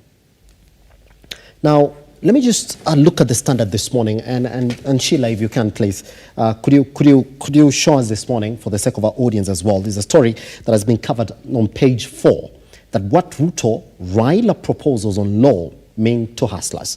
And they've gone in and said it essentially means less travel by government officials, an increase in top executive offices, reduction in fuel prices, collapse of government institutions. There's an increase of allocation to counties and an audit of last year's presidential elections. That's it. It's a story that you're going to read, by the way, on page 4. Susan, let me begin like this then. When you listen to Raila Amolo Odinga, I mean, it doesn't take anybody 2 days to know that they've hit or missed out of this report. We've seen the report. We've seen the recommendations. It doesn't take a day or two for him to say, well, it's a hit and miss. Martha Karua has reacted. Eugene Wamalwa has reacted. Those are the top officials from the Azimio side.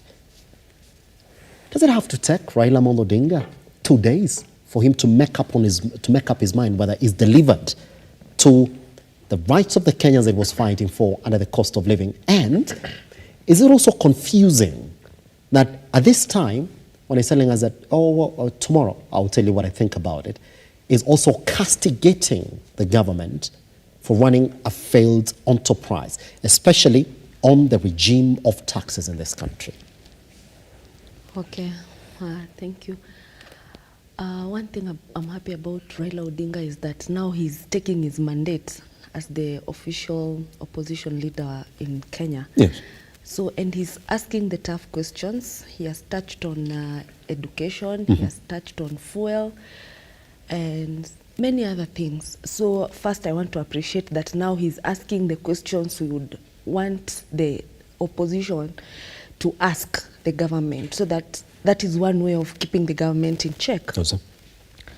Again, the report is out and they've brought it to us, and this document is 296 page, and though I've not gone through it all, but in some of the things that I've been able to note is that matters concerning Wanjiko, I think they did not agree on.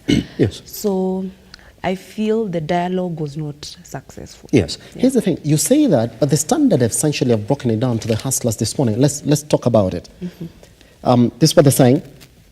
Less travel by government officials. Talking about an increase in executive top positions because of the entrenchment of the office of the opposition. There's also the entrenchment of the office of the cabinet secretary. Prime cabinet secretary, that is. There's a reduction in fuel prices, collapse of government institutions, increase of allocation to counties, and an audit of last year's presidential elections. According to the Standard, it says this morning, this is what has touched on the hustlers in the country. Is it, when you look at these 6, do you think the Wanjiko will be interested in this?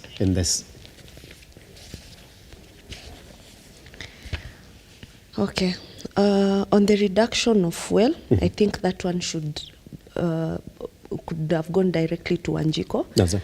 And it would have eased the burden that the Wanjiko is facing right now. Yes. Okay, there's this reduction of government expenditure and the official traveling. One question I always ask myself, okay, so you are cutting on it. Where is this money going? Will it be allocated somewhere else, or they will just have it somewhere and then it will find panya roots and everyone will have a cake? So there are questions we are not always honest. We are cutting on it, yes. Where is this money? Okay, we on the office of the president, we are cutting this much. On judiciary, we are cutting this much. Where is this money going? No, sir. You see. So, and we talk. The other day I saw they increased the allocation to the spouses of the first and second ladies. Yeah. Yes. So I feel we are still not considering Wanjiku in everything that we are doing. That's it. Yeah. I'll be coming back to you on the Raila Amolo Odinga issue because his running mate, that is Mother Karua, already expressed herself on this particular report. Nabiswa, yes. I mean, Standard has gone in and said, well, there's 6. Even though you don't want to read the heavy points of that report. The rest of them are very political. It's in the way that we run institutions in this country. But on the basis of the money, the cost of living, it is right there. Let me first also ask you the same question. I mean, Raila Amolo Odinga, is it telling us what we expect tomorrow by how he's castigating the government on this taxation regime? And do you believe that it will take him 2 days, actually 3 days, for him to make up his mind on whether they've hit it or missed it on the report? On their side, as leaders, you know, it's always them versus us. That's and it. Us, we are the people, them, they are leaders. Yes. And for them, as leaders, they have made it. And despite a few jitters, because you see some of them saying that we are not part of the report, it means they have not, their issues have not been handled. And I'm sure you see what Eugene Omalo said. In the committee, he said, now I'm traveling, I'll come back to append my signature. The next minute he's in a funeral somewhere, castigating the same report, he say, I will not sign. It means there is his issues which he needed that will benefit him has not been captured. Yes. And in the same report, Elijah, I could see how the committee, how the members conducted themselves, what they are doing and saying. It totally gave us a signal that this report, there is no goodwill in it. Because you could see members, Kalonzo Musyoka throwing words at with the committee members, former Mombasa gubernatorial candidate. You remember that time we say you will not be the governor of Mombasa and you will not be the president. So the conduct of the members themselves proved that this issue, it's not going to end up well in terms of recommendation and what they wish for the people. Yes. One, looking at the report itself, totally, Wanjiku has scored, I'll say, minimal in it. Starting with the cost of living, Elijah, you see the recommendation on how to handle the cost of living. It's a pity. Because it's true, Kenyans are hurting, employers are going through tough times, employees are facing tough times. Then, instead of this committee looking at issues on how to strengthen the economy, how the shilling can be strengthened, how the cost of living can come down, they are running away from the real issues around the cost of living. Yes. One, they are talking about cutting the budget, cutting the travel budget by 50%. I see it as a joke. Cutting the subsistence allowances by around 30%. Yes. That's a joke. How much will be saved there? The real issues here, they would have looked at the fuel, on how to work around the cost of fuel and the issues around it. Now, they are telling us the report it's giving us that they are going to work around is it the road maintenance levy and yes. adulteration fee by 5 shillings and 3 shillings? Yes. I mean, how much is that going to save on the budget? How much is that going to reduce the fuel, the cost of fuel? What these guys should have discussed, they should have told us, we need the subsidies to be there. Actually, one thing that the president told us that he's not going to subsidize fuel and yes. some commodities yes. is because some of these subsidies is ending into people's pocket instead of doing what it was meant to do.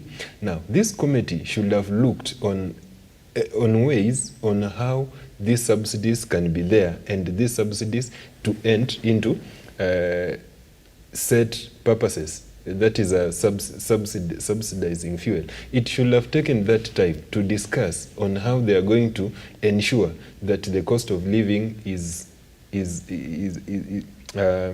harmonized. Yes. Secondly, on the still cost of living, there are a lot of issues which should have been discussed. And this morning, I was having a chat with a good friend of mine.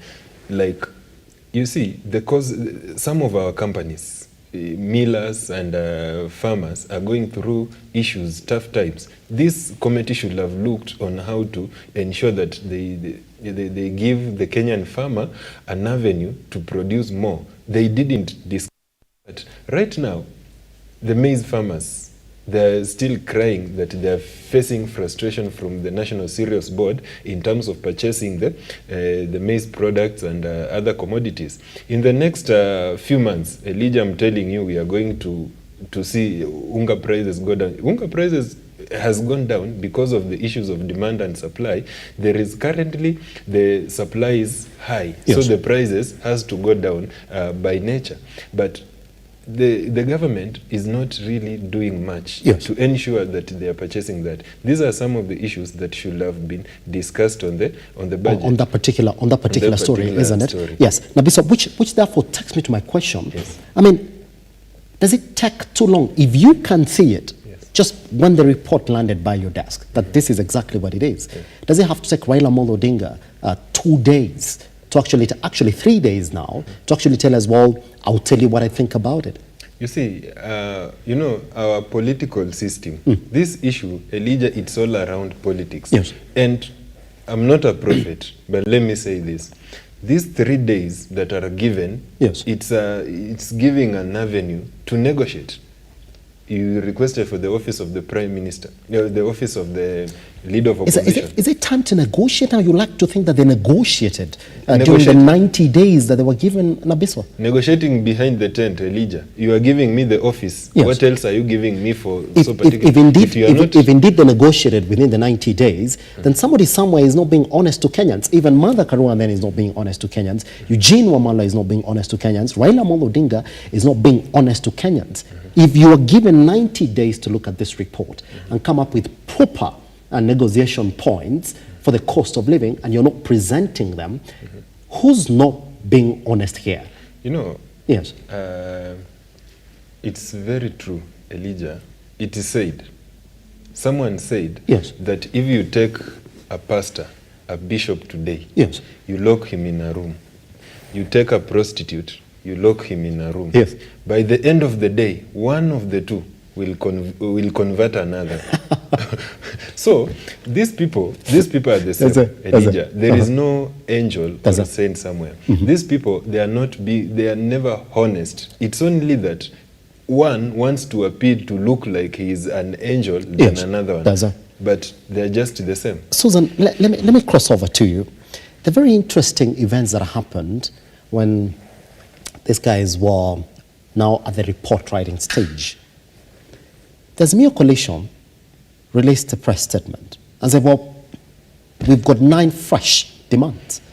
That was at the report writing stage. They have moved away from the bombers of Kenya. They are now in a retreat writing the report. And we like to think, everybody does know, at administration, you only write a report over what you have been talking about. So let's put it into paper and send it out. It's the report that you're writing. The Azimio coalition comes in late on in the report writing stage and says, well, we have new demands that we want you guys to include in that report. There were 9 fresh demands. On that, there was the scrapping of the housing levy. There was the reducing of fuels tax from 16% to 8%. There was just a lot, right? There was releasing of petty offenders from prisons across the country. I mean, when you look at that reaction, and they made it very popular. I mean, we did get that communique into the newsroom as well. They made it very popular. And if you look at the way Eugene Wamalwa is now reacting, with Kimani Ichung'wah calling him out, saying, we agreed on everything. You said you are traveling to Kinshasa and then coming back to append your signature on it. Now here you are saying you don't want to sign on it. Martha Karua was part of that legal committee that was actually going through that particular report. Comes out to say, we do not support that report because it doesn't touch on the basic life of a common Kenyan citizen in the country. Raila Amolo Odinga, knowing very well what he was fighting for, taxes, and the reduction of the cost of living in the country. You would like to think he was getting a day-by-day brief of where they are in this report, Susan. I would not like to sit here and imagine that Raila Amolo Odinga was like the rest of us in this country, getting given that report on Sunday evening, just like the rest of us. He was informed, he was briefed, because Kalonzo Musyoka was his aide in that particular sitting. Mm-hmm. Who's not being honest here? Are we going to sit here and pretend that all these azimio leaders didn't know what was in that report, Susan? Yeah, thank you. I'm afraid I'm agreeing with the Deputy President. He once said that the dialogue. Yeah. Remember. And he says he's a truthful man. I mean. Yeah, and he said they will not bear anything. Is that what we're saying now, though? Yes. Yes. It was all political. Yes.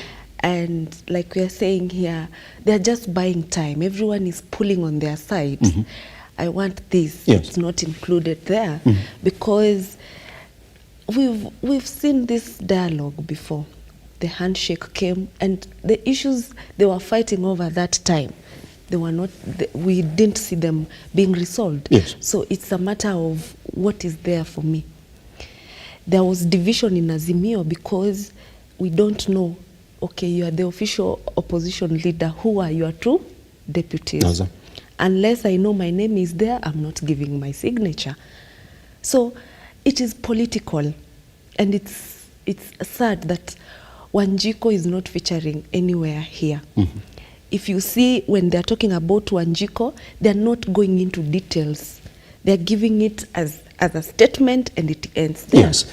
But when you look at the reaction from one Martha Karua, Eugene Wamalwa, and the likes of Jeremiah Kioni, do they look to you like politicians who are trying to save face, knowing very well what they've agreed upon? Is that what you're saying, Susan? Yes. They were aware. In the first place, why were they going on the streets? So we were going on the streets because of these issues. Mm-hmm. Okay, the president has agreed. Let us go dialogue way. We've come on the table. Yes. What are the issues? We've tabled them. We've gone for a retreat. We are writing the document. So the document is out. Everyone now is. So they're not being honest. I would say all this is drama and politics. So here's a question that we have to figure out then, Susan, that if this was backed up by the demands of Kenyans, the majority of Kenyans supported those protests because of the cost of living, how will the Azimio coalition face them? How is Raila Amolo Odinga going to face Kenyans on Wednesday, that's tomorrow, and tell them,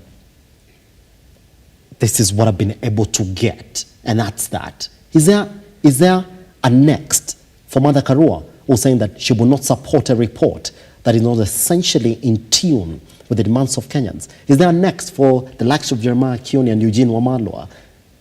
What I'll tell you for free is they will agree, and the ball now is on Raila Odinga and President. These other ones are just show off. If Raila Odinga agrees to it, we saw President RUTO on Sunday saying that he has received the report, and whatever is inside there, it's something that can be done. So he's ready for it. So we are just waiting for Raila Odinga to either accept it or Agree to it, isn't it? Yeah. When you listen to his statement right here, he's already castigating the president on taxation in this country.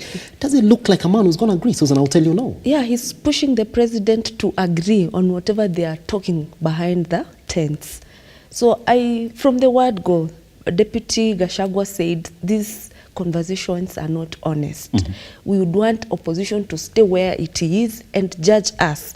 And I've said here, whatever Raila Odinga did yesterday in Nyamira was the right thing.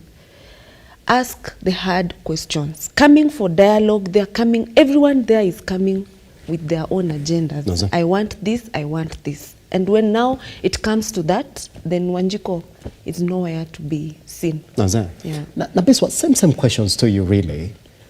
And I'm gonna play for you a clip that is probably testament of where the minds of majority of Kenyans are now as regards to the way that the country is being run by President Dr. William RUTO. And I'm not going to read into the trends that are essentially on Twitter this morning. I've seen already a trend on X on RUTO must go. There's just a lot of you who are expressing their discontent on it. Now, Biswa, I mean, Raila Amolo Odinga was a man who was briefed through the entire of this process. Jeremiah Kioni was part of that legal committee that was advising the negotiating teams, and think to Martha Karua as well. We can't stand, Eugene Wamalwa was part of that committee as well. We can't stand there and say, oh, it's now that they've known that this report was not essentially what they spent 90 days talking about the bombers of Kenya. They knew very well, Nabiswa. Yeah. They knew very well. True. In fact, Kimani Ichung'wah is calling out Eugene Wamalwa, telling him, what are you talking about? I mean, you've been here. You're supposed to come in and append a signature. Martha Karua as well. She's here saying that I will not accept that report if it doesn't essentially touch on the lives of Kenyans. For those of us who know that they knew very well, Nabiswa, what was in that report, for those of us who know that Raila Amolo Odinga was well briefed up to the last stage in this report, how would we read into how Martha Karua, Jeremiah Kioni, Eugene Wamalwa, and the rest of them were saying that they did not support this report? How would we read into that? What are they trying to express? Is there a what next for them as well, Nabiswa? Yeah, you know, Elijah, there are three things in this report. Yes. One, Kenya Kwanza government, represented by Kimani Ichung'wah in this report, they had a game plan. The game plan was to ensure that we come up with these talks to remove azimio on the streets. We remove them on the streets, we try to manage them. And the results of these talks will castigate them in eventuality if they decide to do anything else after the talks. Two, you look at the azimio wing. We have Eugene Wamalwa. We have Jeremiah Kioni. We have the people who are more close to Raila Odinga. That is basically ODM. Now, the issue of the cost of living, it was highly debated. And you could see the proposals by Azimio was to do away with to reconsider the housing levy, to do away with that 8% increase on the fuel. It did not happen. Now, the trap came in is the office of the leader of opposition. Who is going to get that office? We know the person who is going to get that office, if that office is implemented now. Now, this office, it will be a channel for some faction within Azimio. Yes. And to say it will be a plus to the ODM office to use that office to get what they want from the government. We know how it operates. Now, we have this group of the likes of Eugene and Jeremiah Kioni who are now saying the cost of living has not been handled. Because this group of Eugene Wamalwa, Jeremiah Kioni, and probably Martha Karua, they have no any win. Raila Odinga part, that is the ODM represented in this talk. They have run away with the office of the leader of opposition. Yes. Now, these guys are saying the cost of living has not been handled. If actually these guys are so honest, let them reject the whole report. But because they realize that they have won at least something which is so instrumental, they cannot reject that bill, that proposal, because for it has not handled the issue of the cost of living. Any members of parliament, what they needed highly is the NGCDF and the affirmative action. It has been recommended that it is there. So they cannot reject this report because they have won. But those people who feel that they have not gained anything out of the recommendation does not give them a gain, they're the one who are raising, who are saying that no, the cost of living must be addressed. Yes. But at the end of the day, I foresee Raila Odinga will come out, Elijah. He will say it has not handled the cost of living. Yes. The cost of living is still high. But he will not reject the recommendation because he knows he has. And I like the way you're saying it, that he's going to come in and say that it has not essentially represented what his views were before going to those talks. Is that going to be a what next for Raila Odinga? So now that it has not, what next? Because that's why majority of Kenyans, by the way, were on the streets, isn't it? To push the government to respond. So could you paint a picture tomorrow? Because Raila Odinga, yes, we already know. You see, he's already talking about it, isn't it? So what next if it has not? You know, he will come out, he will talk. He will say it has not worked out on the cost, it has not touched on the cost of living. Yes. But this other side will come out and say, yeah, look, you are there. We agreed, all of us, this is the report. Now you are going out to dispute about the outcomings. The cost of living, it was agreed and probably it was voted on. We didn't see any walkout that you have not talked about the cost of living. Yes. You remember the first committee, which didn't happen because they failed to agree on some issues. Some faction was walking out, failing to attend because some issues they have not agreed to discuss on some issues. If they were genuine, that, as you put it, Elijah, rightly, on daily basis, the committee was briefing their principals. Raila Odinga was receiving briefs on daily basis on what is happening with the committee. Yes. As to the president also has been receiving the brief. But at the end of the report has come out, signed. When you come to oppose it, are you fooling Kenyans or what are you doing? Yeah. So it will be just let me say rat and cat games here, saying, oh, this was not handled. Yes. But at the end of the day, they know what we wanted has been done. You know, I'll feel the issue of inclusivity, which was highly discussed, that we need inclusivity. This is it's the issue that is really disturbing, I'll say, Mother Karua and Yuji, because if there were inclusivity, it means they were to be included in government. Susan, just before we look at the clip that Sheila is going to play for us next, so we see exactly whether indeed this issue of the cost of living and taking out the views of Kenyans is what is making majority of Kenyans sort of feel the heat right now, and they're responding to the government in various ways. Susan, let's look at it like this as well. We do accept now that Raila Odinga essentially is not going to say yes to the report. I mean, majority of his aides have not even spoken about it. Does it worry you that one Kalonzo Musyoka has also not given his view on this particular report? Yes, they released the report, him and Kimani Ichung'wah. Does it worry you that he's not responded to his aides who are already expressing themselves on this report, Susan? Because you are co-chairing that particular committee. So I'd like to think that you are in agreement with your aides on that table, the likes of Eugene Wamalwa, the likes of Jeremiah Kioni. You like to think so. that this is where we are and this is the direction that we're moving. Number two,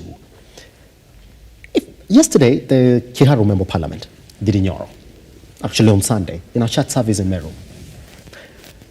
made his point clear. And I'm going to quote him. He said this report is useless, has always been useless. What do you make of those comments of Kiharu Member Parliament, knowing very well that the president earlier on had also expressed himself on the report? He had said, I am going to fully support that report and I'm going to make sure that it is fully implemented, just like it has been discussed. But his members of parliament within his party, where this report is going to sit at the National Assembly, are already calling it. They're saying it, well, it's useless. We don't need a report. Could you weigh in on those two issues, on Kalonzo Musyoka and Kiharu Member Parliament? Okay, Elijah. We go back a bit, yes, and we go back to when these dialogues were coming to be formed, and the committees, and who is going to represent who. Yes.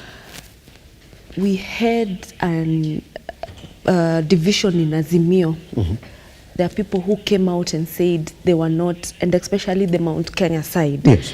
They said we don't feel that there is someone to represent our interests there. Mm-hmm. So what I can say is Kalonzo is just quiet, waiting for their leader, who is Raila Odinga, to just come out, support the document, and move ahead with it. So Kalonzo is safe. He knows the response to what their leader is going to give.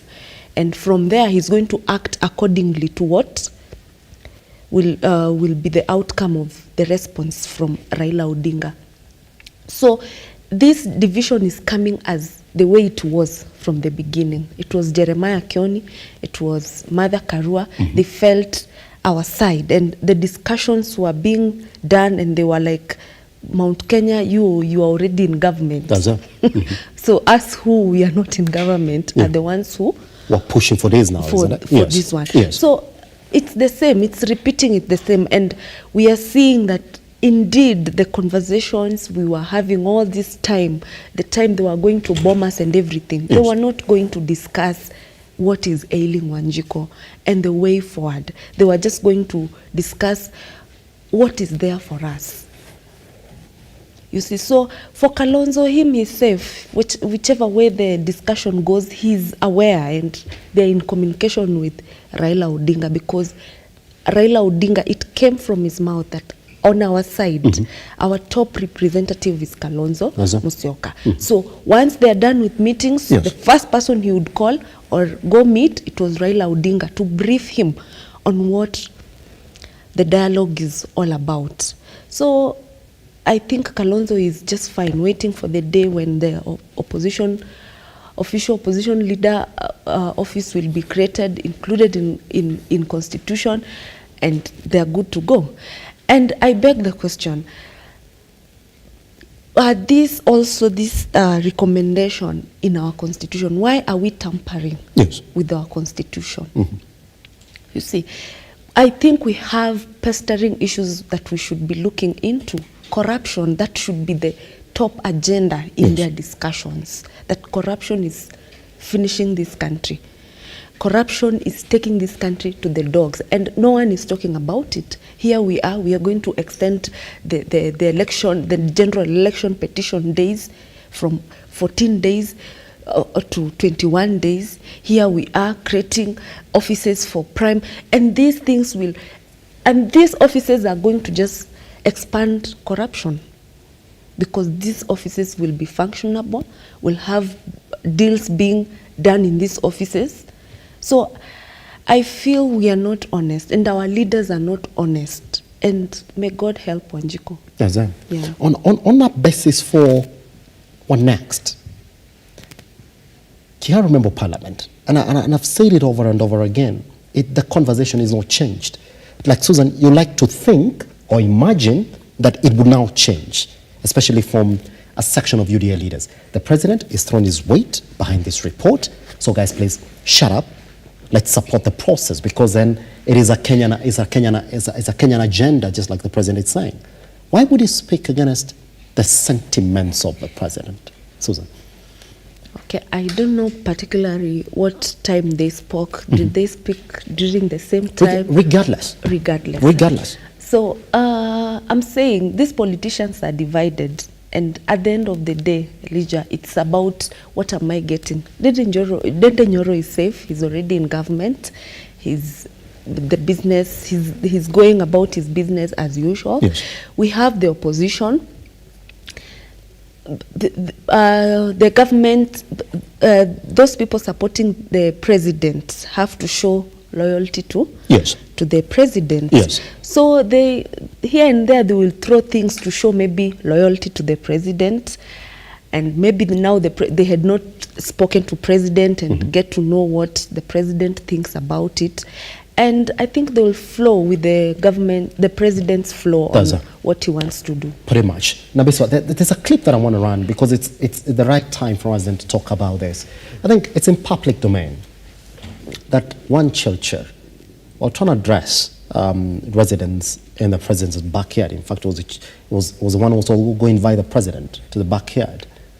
It couldn't get audience at all. It was booed throughout.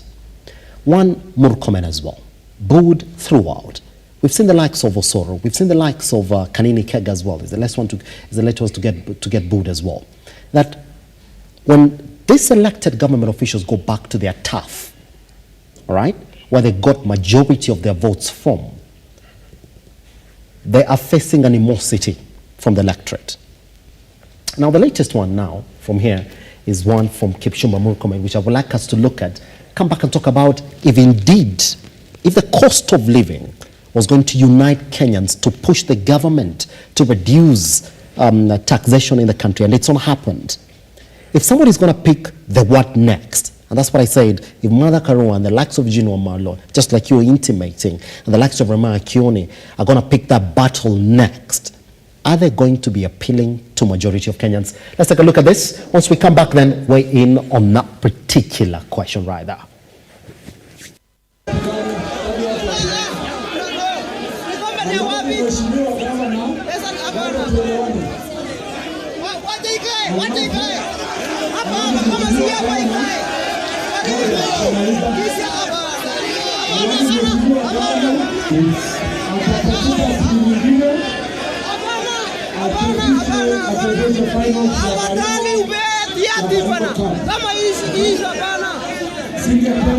Singependa mimi nimekaa kwa hii maneno kidogo ya siasa.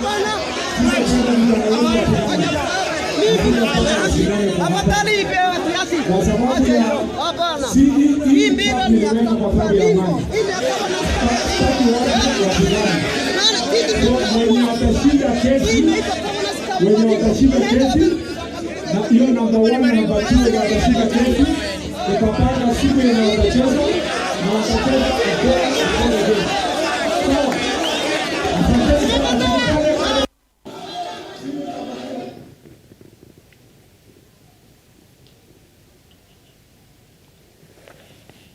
Right.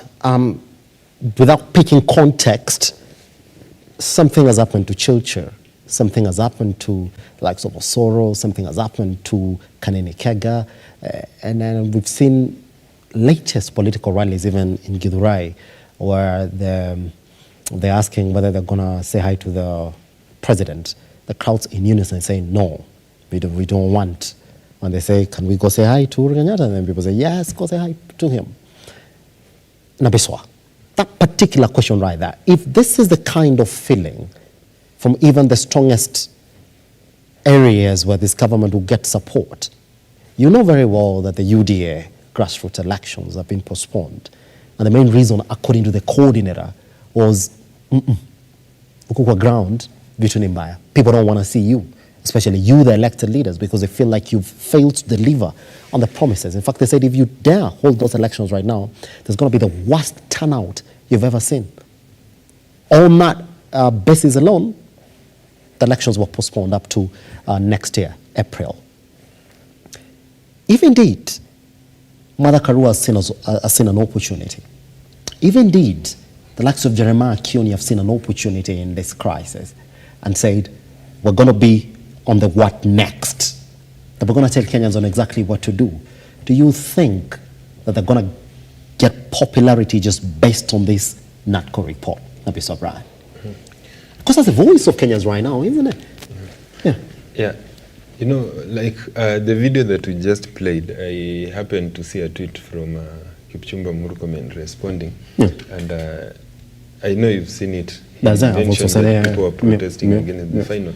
But the happenings, you know, Kenyans right now, they're feeling the pain of the economy. That's it. And they expect that the leadership should do much to ensure that they elevate or they improve the state of the economy currently. Now, but what is happening, we see like the NHIF, that 2.7% is going to be implemented from January. So Kenyans still feel that the government is continuously taking from them, especially those who are employed. Yes. But you know the problem where the disconnect now comes in between us, the voters, and the leaders is that year, that electioneering year. We usually go to factory setting. We will totally forget that something bad happened 3 years ago. Even if someone will come and remind you that, remember, in 2023, 2024, 2025, the kind of the pain that this government caused to you, nobody will want to hear about that. It will be our people, and my person is represented here and is going to get what? So this is the person we are going to vote. That's the biggest challenge, or the biggest underdoing, that we as voters, we don't get it. Right now, we can chant that we don't want to hear RUTO must go, RUTO must do this, but let it come to 2027. In fact, Elijah, those people now who are saying that this is Mr. Tax, Mr. Kaundasut, they are the first people who will be in the front line campaigning for the same person they abused previously. Yes. And we have seen this before, and it has been a trend. Let us go back to 2013. After the election of 2013, we could see the likes of this current governor of Kilifi. He was a very ardent critic to President Uhuru Kenyatta, saying all sorts of words, Ababu na Mwamba, in parliament and outside the parliament. But in 2027, they were very, very at the front line, supporting Uhuru Kenyatta for the second time as the people who are saying that this guy has finished us. In 2017, we could see the likes of the likes of Alfred Mutua, the likes of Aisha Jumwa. In 2017, they were the people who put William Ruto as the deputy president because they knew he's the guy who is going to vie against Raila Odinga in 2022, saying all manner of words, staging demonstrations. Look at this guy, Alfred Mutua. He was the very, very critic. But at the end of the day, what happened? He was the first foot soldier of William Ruto. So the disconnect comes in during that few months to electioneering period. That's where the problem comes in. And also now our leaders have mastered how to play around with our with electorate's mind. You see, right now they'll do any sort of things because they know they still have a long way period of 3.5 years to the electioneering period. The parliament could wake up, increase some levies, taxes, because they know they are safe for 3 years. But they will not dare do that 1 year to election. They'll be good people. You will see, they will scrap some of the taxes, they will scrap some of the levies, they will subsidize some commodities and make some things, some basic commodities or services to be free, because they knew the electioneering period will come to just hogwash Kenyans to vote for them.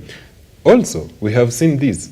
You remember just the other, in the last year? Yes. From nowhere, we were told unga is going to be 100 shillings from 180. You like it, it's going to be free. Just a few months to election. So, Kenyans now will forget the pain they have gone through in the past years. They'll say now, this is the person who is going to work And the same people will say, now you see, we have dropped this thing and it's going to be like that. The moment they get in, everything comes to normal as it were. So it's actually Kenyans to remain sober throughout the process during the non-political, non-electioneering season and the electioneering season. Susan, some question. If Raila Amolo Odinga is not going to give Kenyans an out of this particular situation, if indeed your judgment on it is that it has not really touched on areas that Wanjiku would have loved for it to touch on, it seems as if Mother Karua has seen an out, and the likes of Jeremiah Kioni and Eugene Wamalo are saying not to that report even before it lands in the National Houses, that's the Senate and the National House. Do you think this will be a proper tool for the likes of Mother Karua to take up on if that mantle is not essentially going to be taken up by Raila Amolo Odinga? Okay, that's something we are yet to know. So we are just waiting for the days to come and see the reaction. But what I'm thinking, Mother Karua, Jeremiah Kioni, they don't have much effect. Do you think the Kenyans will support them this time around? No, I don't think so. On the basis of just the cost of living? They will not. The person who really... Going by the reactions of Kenyans really on... I'll read for you some of their tweets even online this morning as we continue with this conversation. Do you like to feel that majority of them are in solidarity to any other person who tells them, please push the government to tackle the cost of living? Yeah, of course there are such moves. We are seeing even the clip we've just played. That is one way Wanjiku is trying to communicate that you people, you failed us, and you people, you are not doing enough to whatever you told us you are going to do for us. But when you look at the political alignment that we normally have in our country, I think Kenyans, or rather majority of the people, will go by what the president and Raila Odinga would push for. I don't feel Jeremiah Kioni and Mother Karua have the muscles and the political backing from the people to continue pushing for agendas that are affecting Wanjiku. So though it's something we are yet to see, we don't know how serious Wanjiku is with this the anger that they are having right now, because sometimes people can lie to you. You're thinking that this is exactly what they want, but that is not what they want. Won't you characterize the 2022 elections as elections were essentially run on manifestos, promises, and party agenda? If that is the case, will that not give ground to Mother Karua and any other person who stands against this report now? No, it won't give them a lot. They might be relative a few days, but the political backing that we would expect from Kenyans might not come. Kenyans, we are still aligned to party politics, tribal politics. So we are looking at who is our guy there, who is able to do these things for us. So okay, it's something, but going by what has been happening, I think the ball, or Kenyans will follow what Raila Odinga and President William Ruto are going to decide on. But on the clip, I think Kenyans are communicating. They're communicating something to the president that your guys, they are quiet. They're not doing anything for us. So it's time maybe you do something about it. Nabiswa, is the response from Murkomen on that chanting? He actually does acknowledge that those Kenyans were essentially throwing their frustration on FKF officials, and they added, and Ruto, who they felt was not addressing their concerns. That's why they started chanting, Ruto must go. And that has been trending over time now here. And this is Stephen Okoine, who's saying, Ruto must go means leaving office. There is no school for wisdom of leadership. I agree with you this far. Kenyans have seen and learnt more than enough. That's why Ruto must go chorus have rent Kenya. All right. Let me go over and read for you this other comment again. For one, let me just go in and pick it. Just seem to lose it for a moment. I'll get it so that I tell you exactly what they're saying on that particular one.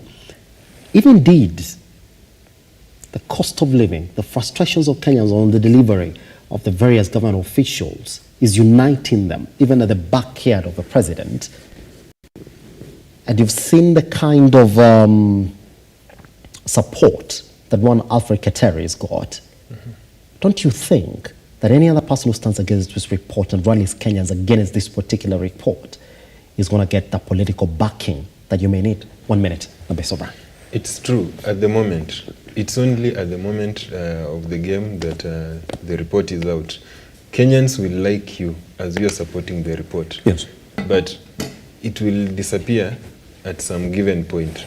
You see, even the same Alfred Keter, there was a time the maize sector, where the farmers across Rift Valley, the market was not good.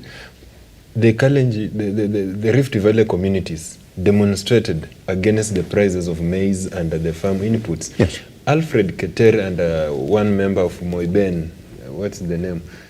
The member of Moiben, they came out as critiquing, and even these Joshua Kutuni, they criticized the deputy president as being the deputy president and not really working for the farmers from Rift Valley, maize and milk and all those. Yes. They seriously critiqued the deputy president as one of their own and having not supporting them. Yes. They received support across. And they were like, everywhere they go, everybody was praising them, that Keter, Kutuni, go. What happened during elections? They remained alone. So this actually tells us what we are, what kind of people are we as Kenyans. Does it? Yeah. Pretty much. Guess what? How it goes, we're going to wait and see. I've been promised that we shall be live during that briefing then by one Raila Amolo Odinga on tomorrow. He takes to the stage and talks about that particular report and makes his standing officially known. Mother Karua is already got a standing on. Eugene Wamalwa, the likes of Jeremiah Kioni, they're clear on it. Which way is Raila Amolo Odinga going to take as concerns this particular report? Tech Susan and Abiso Brand back online right here at Lookuptv across all your social media platforms. All the comments that came in, thank you very much. Guess what? I'll miss you tomorrow for another edition. Goodbye.